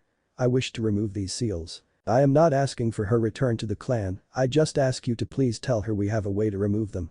Lord Jiraiya of the Sannin studied these seals and found ways to remove them. I beg you to let her know of it, Naruto-san can guarantee our good intentions. I know she probably doesn't want to see me again, but please, let her know that her sister and cousin miss her dearly, and that I do too. Hiashi had spoken in a subdued but controlled voice until the end, when his voice cracked and sorrow tainted his words. Hinata was at a loss of words, not knowing what to do until one thing came back to her mind. You said you have a way of removing the caged bird seal, what of the branch family? This time, her answer came from Niji, the Jonin untying his headband, revealing a forehead devoid of any seal. There is no longer any branch, your highness, only the Hyuga. The elder's treachery, though it brought us great pain, also gave us an opportunity to make things right. A bitter smile came to the man's face. In the end, Hinata did free us of our chains, but the price she had to pay was too high. Please, allow us to alleviate her pain like she did ours. By now, Hinata had to actually struggle to keep herself in line, but she reined on her feelings and turned her gaze to her sister. And you Hyuga Hanabi, what are your reasons? She's my sister and she's in pain, I don't need any other reason. But if you really want to know, I wasn't the best sister possible to Hinata and I want to make it up to her. I just want my sister to be happy. Please, let us help her. Hinata tried to remain calm, but tears were threatening to flow out of her eyes. Fu and Naruto had told her her family missed her, but she refused to believe them, her pain and anger were preventing her from doing so. But seeing them like that, she couldn't deny it anymore. Taking her veil off, she stood up, making her way to her family on shaky legs. The 3 Hyuga, their heads still bowed, did not see her face, it was only when they heard her voice that they looked up. You changed. You all changed so much. Hearing the emotion and familiarity in the Empress voice, they looked up hesitantly, gasping when they saw the uncovered face of one Hyuga Hinata. Hiashi had troubles believing it, so he activated his Byakugan, intent on confirming what he saw. And it was indeed his estranged daughter standing before him. Tears began to pour as relief washed over him. His daughter was safe. Hinata kneeled in front of him before embracing him. Hiashi began to hug her back, cradling his long-lost child and rocking softly. Hinata, you're safe, thank the gods. I am so sorry my daughter, please forgive this old fool for his sins. Yes, Sob, I forgive you, father, Sob, I forgive you. Hanabi, kneeling near them, was quickly integrated into the hug, crying just as much as her father and sister. Niji looked on, waiting patiently for his turn to hug his cousin. He wanted to hug her immediately, but knew he should let Hiashi and Hanabi enjoy this familial moment. On the side, Naruto and Fu looked at the reunion with smiles on their faces. Well, that went even better than what I hoped. Said Fu. Yeah. At least, now they are at peace. The mint-haired woman hummed her agreement. Suddenly, a soft knock on the door was heard. Man, this really is awkward. What the hell am I gonna tell him? I'm pretty sure he's gonna forgive me, but still, I can't help but fear he'll be too pissed at me. Shit. Well, too late to go back. The door slid open, and Kiba Inuzuka hesitantly looked at Naruto. Hey Naruto. Could we talk a bit please? The blonde looked behind him, soft sobbing sounds coming from inside, before turning back to him. I'm afraid my house isn't really available. But I guess we could walk a bit. While Naruto was stepping out of the house, a hand appeared on his shoulder as Fu appeared, frowning. Naruto, I don't think it's a good idea. The guy visibly has a thing for hurting you. The blonde answered with a gigantic smile, not unlike those he often gave, back at the academy. Hey, no worry, he didn't hit me this time, he just wanna talk. Kiba winced slightly. I've really been an ass on this one. Damn. The Jinchuriki of the Shichibi released Naruto's shoulder but didn't seem any more reassured, sending a glare at Kiba before retreating inside the house. Naruto began to walk and Kiba fell in stride, not really sure of how to begin this conversation. The Inyazuka was grateful that Naruto didn't press him, but he really had no idea of where to begin. Oh screw that, might as well face it head on. I'm sorry. Naruto, in surprise, stopped. Beg you pardon. I said I'm sorry. My behavior for all these years, it was unjustified. I've been a complete asshole, I was blaming you for something that wasn't your fault. I'm sorry. I know I've probably gone too far to be forgiven, but at least I should give you my apologies. Kiba lowered his gaze to the ground, expecting a refusal. When he felt Naruto's hand on his shoulder, he looked up and to his surprise Naruto was smiling kindly to him. It doesn't matter. To tell you the truth, I was blaming myself equally, I had to have my butt almost kicked to let go of the grief. Oh, and also learn just what happened to Hinata-chan. The happy smile that overcame his face showed Kiba that he had been wrong for all these years. She's fine. Yup. Do you know where she is? Can you get me a pass to the Empire? Please, I gotta see her, she's like a sis. Hey, calm down. Let's go back, we'll see there. You okay with that? Kiba nodded and followed Naruto back to his house. Heck, that went much better than I thought. The guy is really too forgiving for his own good. When they finally reached the house, Kiba had the surprise of his life. Dressed as the Empress, a woman he could guess was Hinata, was tapping her foot on the ground in an annoyed manner. Naruto. May I know why you left with Kiba? I expect a convincing answer. Well, he said he wanted to talk and what? He already hit you several times, he could have done so again. You do realize that it's kinda part of my job to listen to everyone? Is that a reason to take inconsiderate risks? Hina-chan, please, Kiba may have hit me, but he never tried to kill me. I'm safe, I tell you. Hinata's face turned worried. Naruto, I've been his teammate long enough to know what he's capable of. Kiba sighed heavily, finally drawing Hinata's attention to him. I've really fucked up big time, huh? Yes Kiba, you have. And while Naruto is an all-forgiving idiot, hey, I'm not. Give me one reason not to obliterate you. Kiba stayed silent, thinking of his reply. Then, with a sigh, he prepared to face judgment. I don't have any. You have every right to be pissed at me, or to hate me. If it was only me, I'd let you kill me, but as things are, I'm engaged, so I can't really let you do that. I know you'll probably never forgive me, and I deserve it. I'm just sorry. Kiba kept his gaze on the ground, not daring to meet her eyes. Hinata, on her part, was still affected by the reconciliation with her family, and so she decided not to be hasty and think about it carefully before coming to a decision. I'll think about it. Now Naruto-kun, I think you should come inside, father still has trouble believing our future marital situation. Naruto grinned amusedly and entered the house after his soon-to-be wife. As an afterthought, Hinata poked her head through the door and looked at Kiba. You can tell the others of who I am, there are no more reasons to hide that anymore. Then she disappeared back into the house. Kiba stood there for a few moments, sighed, and began walking back towards the hotel the Konoha delegation was staying at. Then, something occurred to him. What does she means by future marital situation? She's married with Fu. Wait, she said our you mean? Kiba stopped in shock. Then he shrugged and called it karmic reward. On his way back, he passed a bridge and saw a fast-moving speck running towards him. Squinting his eyes, he saw silver hair and a Konoha headband. As Kakashi neared, he suddenly let out a mighty roar. My porn sense is tinglying. The gray-haired Jonin sped past a wide-eyed Kiba at such speed that the Inyazuka nearly lost his footing. Looking past his shoulder at the disappearing form of Kakashi, Kiba wondered once again just why all the experienced Jonin he knew had to be so unique. Shaking his head, he resumed his walk. After what he had heard and see, he didn't really paid attention when a green blur crossed a bridge at high speed, bellowing something about a youth sense tingling. What? That was Sakura. Kiba looked at the assembled Konoha delegation, and more precisely at his friends, even if they had drifted away due to his treatment of Naruto. You heard me, Hinata is the Empress, and she plans to marry Naruto, and probably share him with Fu-sama. Sakura and Ino had their jaws on the floor, Tenten's eyes were the size of plates, Choji's bag of chips had fallen, Shino simply stood there, as unreadable as always, Lee was in tears, sprouting nonsense about the flames of youth, Shikamaru didn't appear surprised at all, and Sasuke, the Uchiha was desperately trying to hide in the closet and failing miserably. Yo Sasuke, whatcha doin'? Hiding? If she finds me she'll skin me alive. She's bound to be pissed at me. And don't call me that. Kiba chuckled at the duck-haired man. He was amusing sometimes, acting stupid like that. It was a bit like having good old Naruto round once more, but not as fun as him.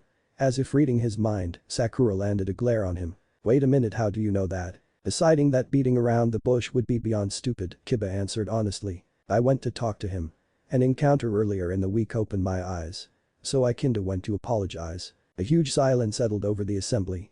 Kiba Inyazuka wasn't really the type to publicly admit his faults. For him to admit this before them, he must really feel guilty. It was so shocking that Sasuke stopped trying to hide. Kiba was beginning to feel very uneasy, so he mentally blessed profusely the bird that was coming closer, while wondering why it sounded almost like screaming ma. The gray and green blur smashed through the window and into the wall, leaving a dent. Before the wide-eyed crowd could take a closer look, a completely green blur did the same through the other window of the room and met the same wall. It all happened in less than 2 seconds.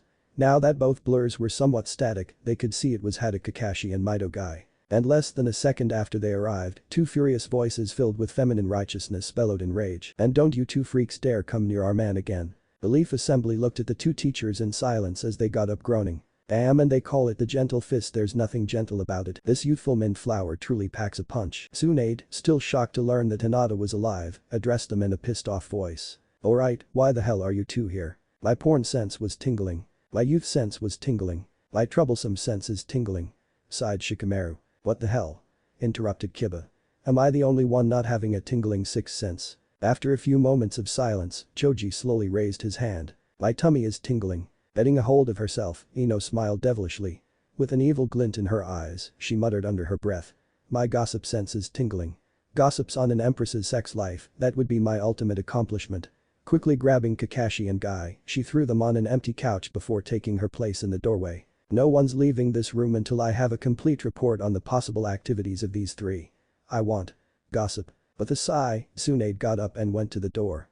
Stopping in front of her fellow blonde, she challenged the youngster with a glare. It didn't take more than a second for Ino to shift to the side, saluting and leaving passage for the Hokage. With a smile, Tsunade took the civilized person's exit.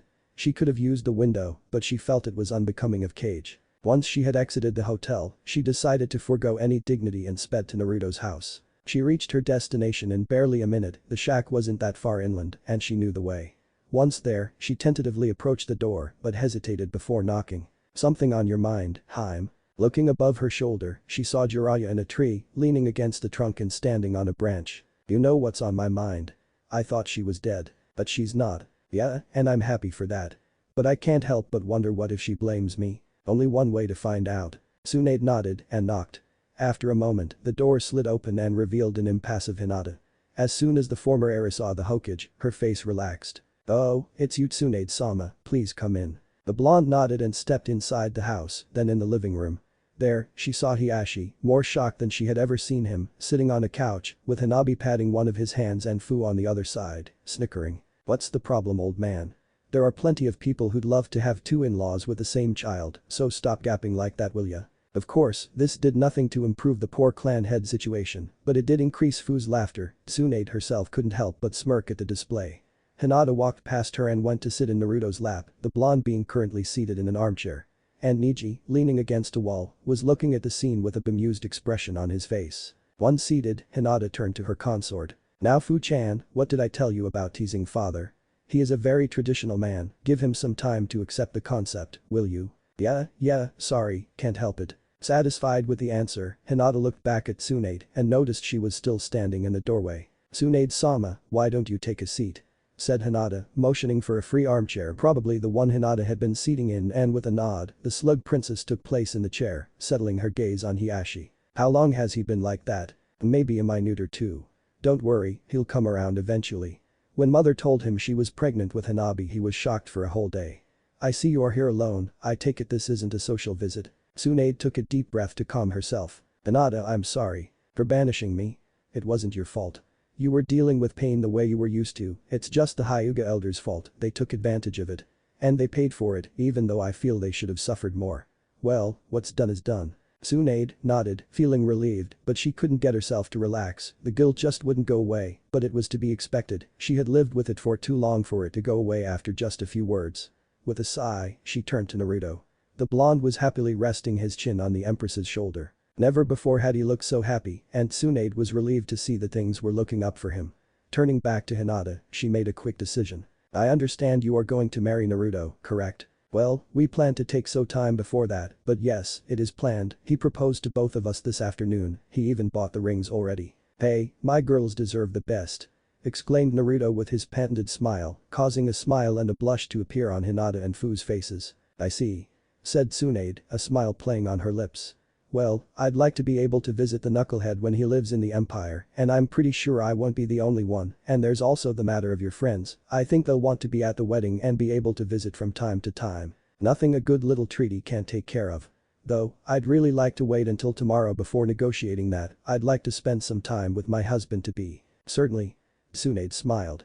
"I can imagine how much you want to keep him nearby after being separated from him for 6 years." Hinata smiled and nodded.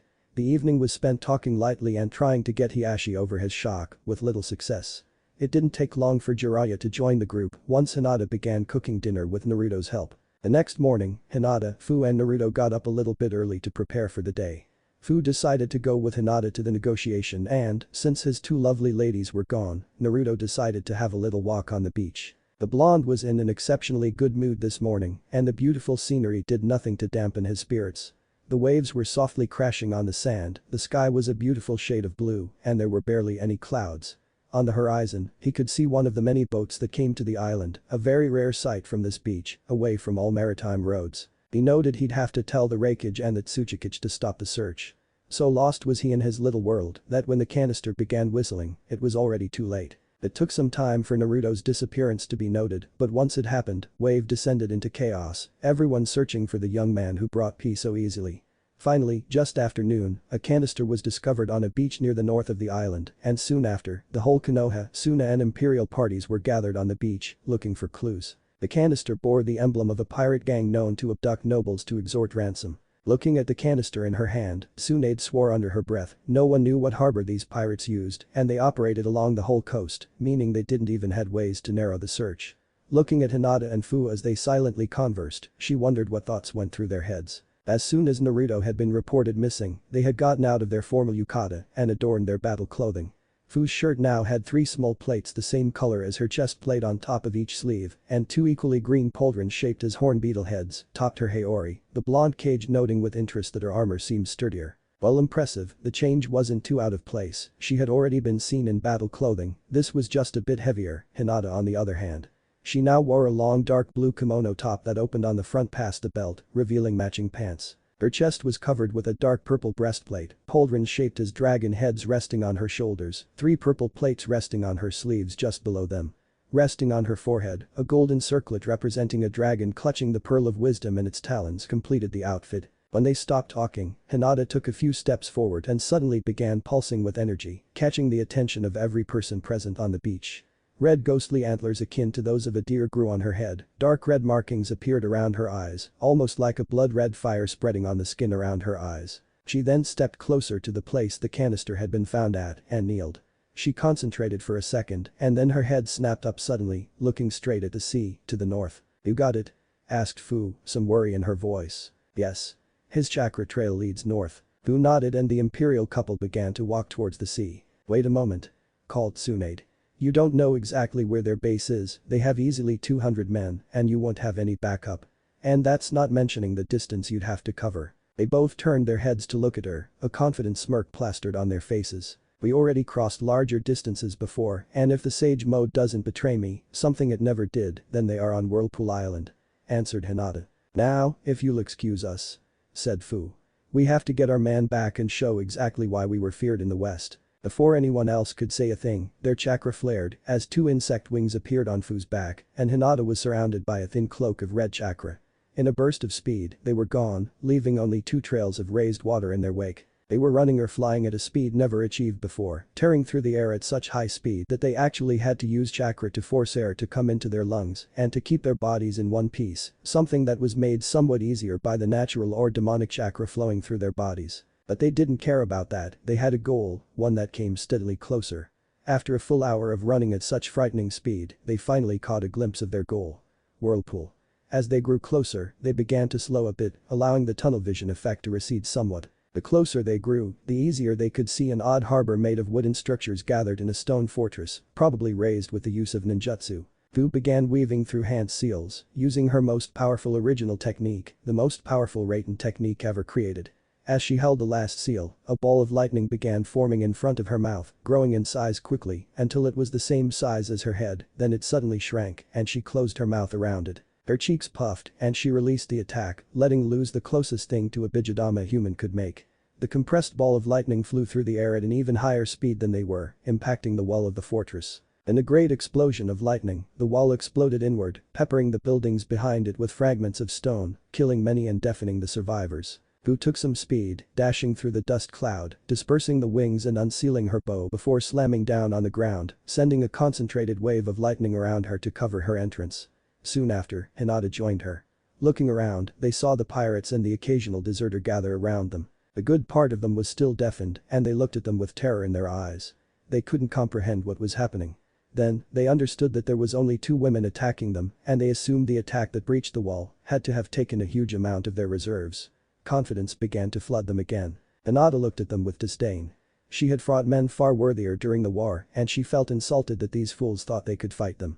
Turning to her consort, she smiled. "My dear, could you please take care of them?" "Yeah, why? You always knew better than I how to entertain this kind of public love.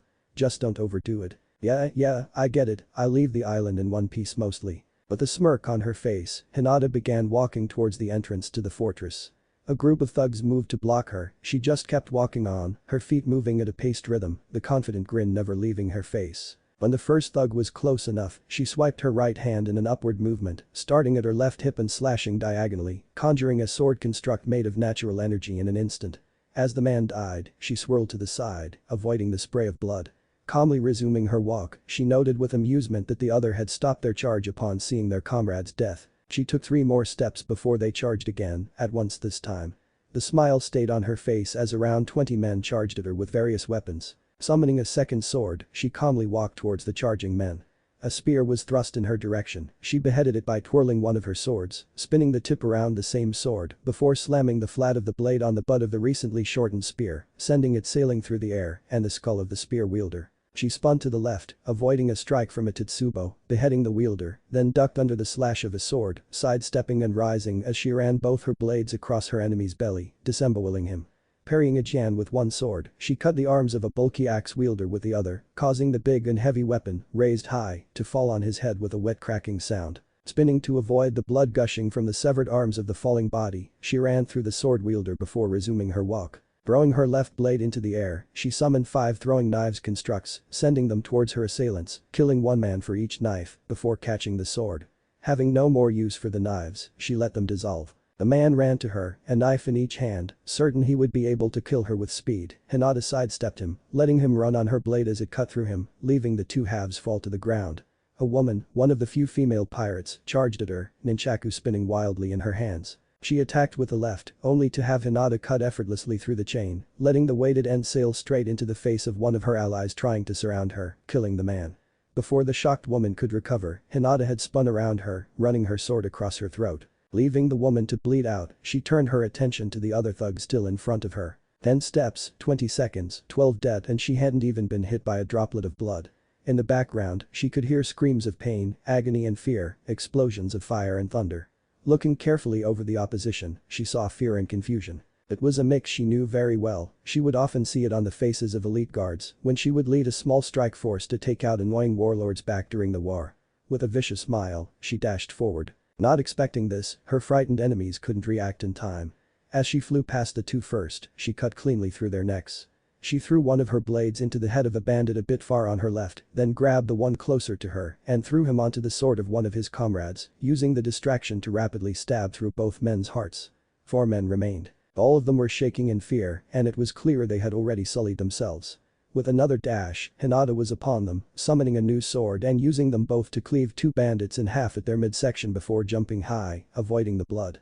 As she descended towards one of the 2 last bandits, he turned to run, not realizing it was useless. Seeing no reason to tire herself, Hinata used the man's neck as a springboard, propelling herself with a pulse of chakra, breaking his neck in the process, before slamming her right foot into the face of the last man, using another burst of chakra to launch herself into a backflip as the man went sailing into and through the wooden wall of a nearby building. With the road cleared, Hinata entered the fortress. Naruto was staring at the door.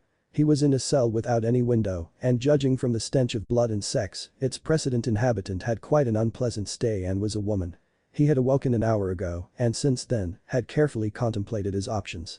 Before losing consciousness, he had enough time to see the canister and recognize the symbol. He knew of these pirates and didn't doubt one moment that they would kill him if they didn't get what they wanted. Or at least, they'd try, especially once you considered the loud explosion that shook the place just a minute earlier. With a sigh, he accepted the fact that only one possibility remained. He'd have to fight.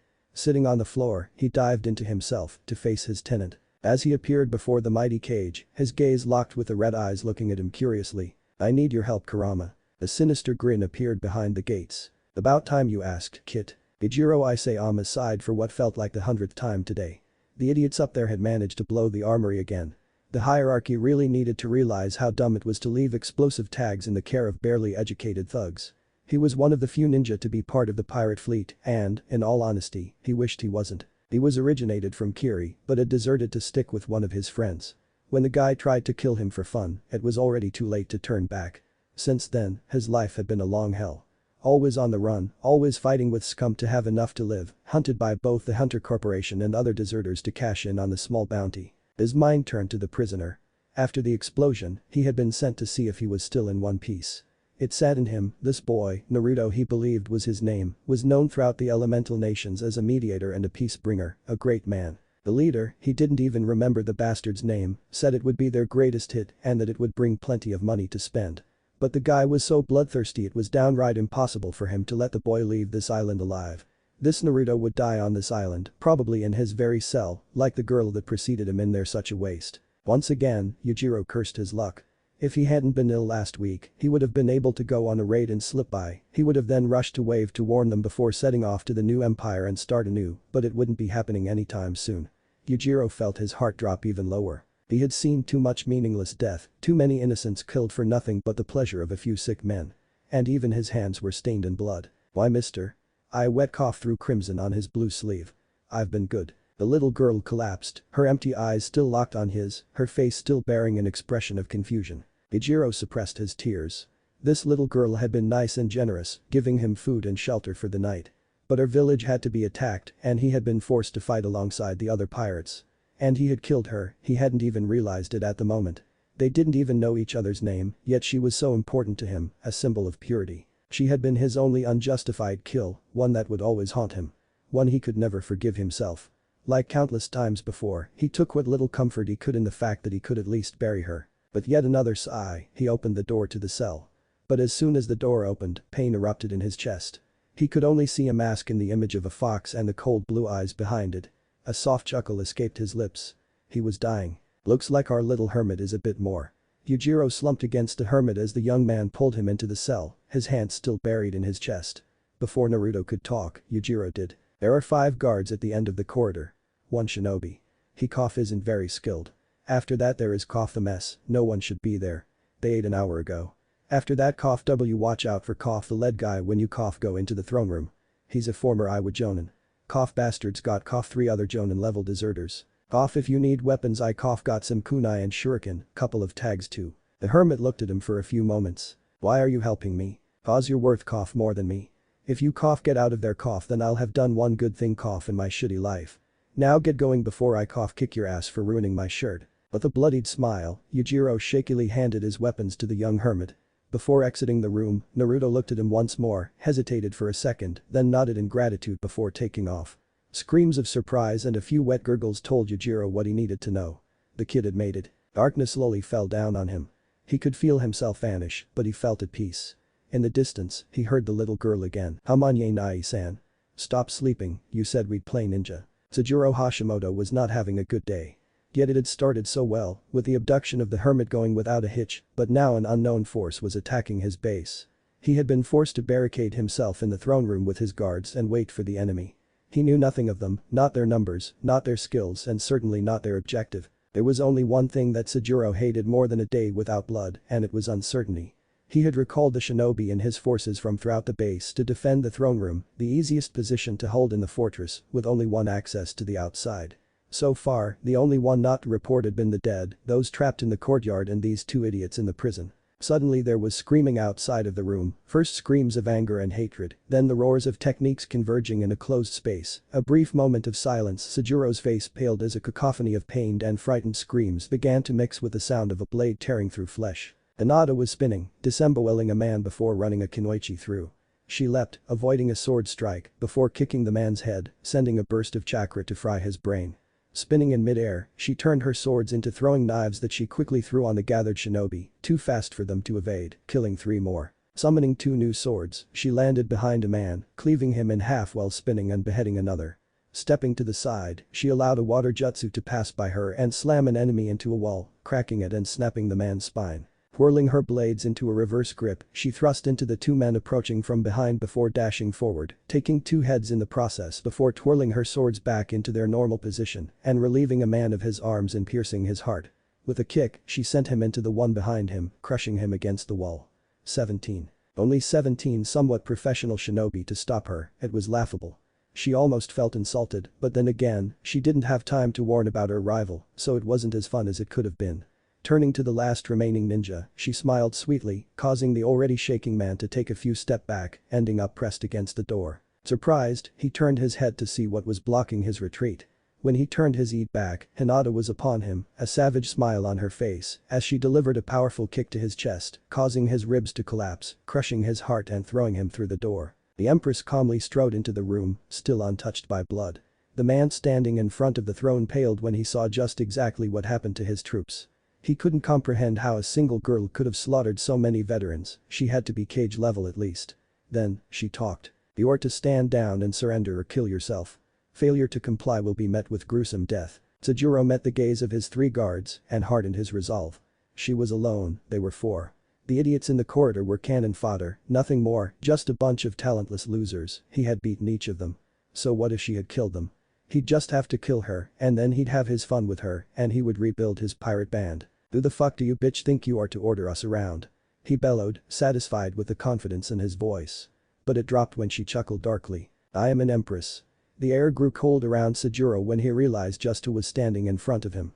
My word, in a flash, she had disappeared, reappearing in front of one of his guards, her swords in his guts.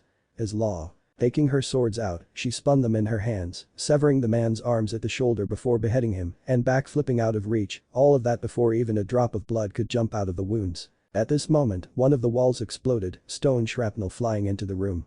Sajuro grabbed one of his surprised bodyguard and used him as a shield for both him and the remaining one, leaving the poor lad he held to be peppered by stone fragments. When he finally let go of the body, he saw a scene from his worst nightmares. In the opening stood Fu, the ruins of the fortress burning in the back as columns of black smoke rose from the harbor. Looking at the courtyard, he saw countless red stains. While Hinata was completely clean, Fu hadn't bothered to evade the blood splatters, and a part of her clothing was covered in red, and the vital liquid was slowly dripping from her bow staff. Ah, I love killing cannon fodder, it's so much fun, they never know what hit them. Now Sajuro knew he was dead. Even he had heard of the War Master, and seeing her in person, he now believed the rumors saying she had demonic blood, for only a demon could slaughter so many men and come out unscathed. But life clearly didn't have enough and wanted to make his day worse, because the door leading to the prison chose this very moment to explode as a limb of blood-red chakra shot through it, grabbing his last guard and corroding him to death as he howled blood-curdling screams of agony. Through the remains of the door, Naruto strode calmly, covered in a blood-red cloak of chakra, a kitsune mask covering his face. Fu and Hinata were surprised to see him using chakra, but they were happy to see him alive and well. As for Naruto, he was pleased to see that his 2 lovely ladies had come to his rescue. Without talking, he simply made his way to stand alongside Hinata, as did Fu. Sajuro, now thoroughly shocked, simply collapsed on the throne, looking at the 3 beings in front of him. What kind of monsters are you? We said Naruto, continued Fu. Shinobi, concluded Hinata. Naruto began gathering chakra as Fu and Hinata went through hand seals at high speed. They all finished at the same time, discharging their techniques on him. Pain. Fox Fury. Pain. Dragon's Rage. Fuden. 7 Winds Blade. The techniques intertwined, becoming one pillar of bright blue flames, incinerating Sajuro in an instant and partially melting the throne. They looked at their work for a moment before turning to the gaping hole in the wall and walking out and down the wall. So, Naru-kun, something you want to tell us? I kinda hope not to have to use Kurama's chakra again. Besides, if it gets out that I can use chakra, it may cause problems. You can use chakra besides the Kyubis. A small silence followed. So I might as well come clean right away. Just so you know, I plan to tell you. No one knows, but Kurama trashed the seal on me when I befriended him, about 3 years ago. It was painful and took some time, but it was done. And honestly, if the asshole who sealed me really knew what he was doing, it would have been irremovable. Fu stopped dead in her track. As the other two turned to see what was wrong, they saw a grin full of pervertness and a small trickle of blood running down her nose. "Sue, you can use shadow clones again." A small nosebleed afflicted both Hinata and Naruto at the same time when they realized just what she had in mind. Hinata then grabbed Fu's arm and proceeded to drag her toward the middle of the courtyard, with Naruto following close behind. Once there, she summoned a dragon and requested him to fly them back to Wave. Tsunade and the Suna and Konoha delegations had remained on the beach, waiting and hoping that Hinata and Fu had succeeded. When the dragon appeared, everyone gathered, trying to see how many people were on its head. Of course, the smart ones asked the Hyuga. Hiashi, being the most powerful, activated his Byakugan and slightly overcharged it in order to see farther. After a quick look, he deactivated his eyes to avoid damages and left out a relieved sigh. "Hiashi, does that mean Tsunade didn't know if she should be hopeful or not? It seems I will still have grandchildren," was Hiashi's answer, but it was enough for everyone to understand, and many cheered. When the dragon was close enough for the three people to jump off, there were a few more cheers as they landed on the beach, but the mood was a bit lowered by the sheer amount of blood on Fu's clothing. After the whole situation was explained, Naruto's using of chakra being left out, everyone calmed down and let the three go for Naruto's house to have a well-deserved rest and meal. 15 years had passed, 15 years of peace. Naruto was now emperor consort and without a doubt the most envied man in the world, along with a successful author of action literature. Right now, he was looking at his wives and children from the exterior walkway of their inner garden. With Hinata, he had Hikari and Genji, both wielding the Byakugan. Hikari, 9 years old, was like a mini Hinata with blonde hair and her father's bubbly behavior, but happily, she had inherited her mother's smarts. Genji on the other hand was a 7 years old blue-haired version of Naruto, even though some of his Hyuga heritage was showing, calm and highly intelligent, and with an unhealthy love for pranks. With Fu, he had 3 children. The firstborn, elder of the 5, was Asaki, the 10 years old boy having inherited both of his parents' enthusiasm and joy, making him a very lively kid and an excellent brother, always ready to help his younger siblings. He had blonde straight hair and his mother's orange eyes, his face looked almost like a carbon copy of his father's when he was a child. Next were his twins, Haru and Keiko, both 6. Haru was a happy child whose face was a mix of his parents, with Fu's tan skin and hair color, but his father's unruly hair. His eyes came from his mother, but his smile was definitely Uzumaki. Keiko looked a lot like her brother, the main difference being that her eyes were blue. Other than that, she was slightly calmer than Haru, but not by much. She also was more responsible, somewhat. Well, if you can call a 6 years old responsible. Right now, the 5 were running around, laughing and playing. Quite a peaceful day. They had yet to make a prank. Naruto looked fondly at his family, something he had desired all his life, even though he never imagined it would come to him in such a fashion. The world was at peace too, he had managed to keep his place as a reliable mediator and had managed to bring peace to the elemental nations. After that, it didn't take long for them to request integration into the empire. Now, the whole continent was unified and at peace. However, they couldn't afford to be completely at peace, the nations from overseas weren't as peaceful, and tales of wars reached them through the merchants. For now, they seemed content fighting among themselves, each continent being an arena, but no one knew when they would turn to others for conquest or when their wars would spill on them. So, they kept a strong military structure. Besides, it helped dealing with bandits. The knowledge of his ability of using chakra had spread and, despite his fears, it hadn't caused any problems. Well, there was that one incident when he was helping Gaara negotiate with that roomy fellow from Kiri. After that, he had learned never to leave shadow clones at the mercy of his girls when he was negotiating. It could be way too embarrassing. Pulling himself out of his musing, Naruto stepped into the garden, quickly drawing the attention of the whole family. His children ran to him, screaming in joy at the sight of their daddy. They all began talking at the same time, babbling about their day, causing Naruto to erupt into laughter. Hey, not at the same time now, I can't understand.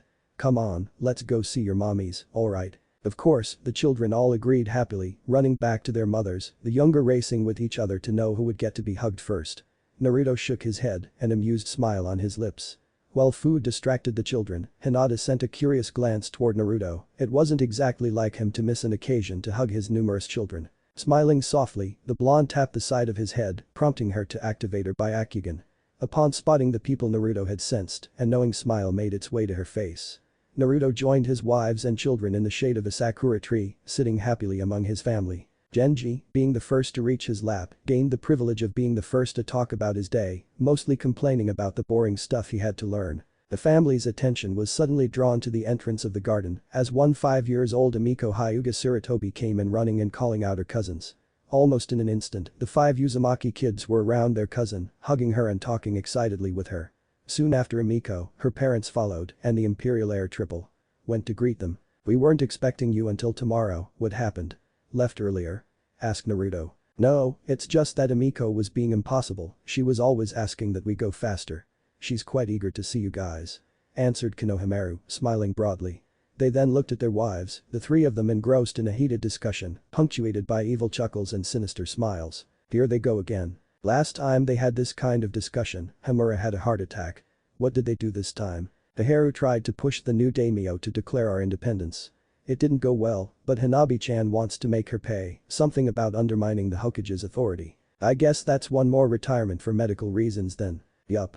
Well, I won't complain, these two old geezers really need to learn when to let go. The afternoon was spent watching the 6 children playing around the garden, laughing at each other's stories, big or small. Looking at the setting sun, with the children soundly asleep in their parents' arms, Naruto felt at peace. Yup, the beginning was shitty as hell, but the ending sure is good. One fine fairy tale. You are to surrender your petty kingdom to our lord, should you refuse, you will meet your demise. You will abandon your sinful customs and your devilish sorcery. Though. For the gods walk at our side. Hinata looked in disdain at the fool that dared talk to her in such a manner. He was dressed in a long black robe, with white shoulder pads bearing the crest of some kingdom or church from overseas. He and his followers had arrived a few days earlier, demanding an audience. And now here they were, giving her orders. She got up from her throne, walking calmly toward them. Many before you tried to subdue me. They wanted my wealth, my power, my body. You are no different. Like them all, you will fail. Turning a lazy eye to one of the acolytes, she created a crimson sword of natural energy, causing the superstitious outlanders to look at her in fear and hatred. Bring this message to your sovereign, the empire of the sixth path will not bow, and if he dares to attack, he will be crushed. Tell him exactly my words as you uncover your leader's head. You can't do that. Diplomatic immunity, babbled the man, suddenly very afraid. He was interrupted by Hinata's laugh. I am a kunoichi, I killed thousands. One little priest won't change a thing. As for diplomatic immunity, you forgot one thing. Moving as lightning, she removed the man's head from his shoulders. I am an empress. And my word is law. What if Neglected Naruto marries a empress? Thanks for watching my video till the end. If you enjoy this content, then do consider subscribing to my channel and leave a like if you guys need the next part, comment down, and thanks for watching the video and see you guys in the next video.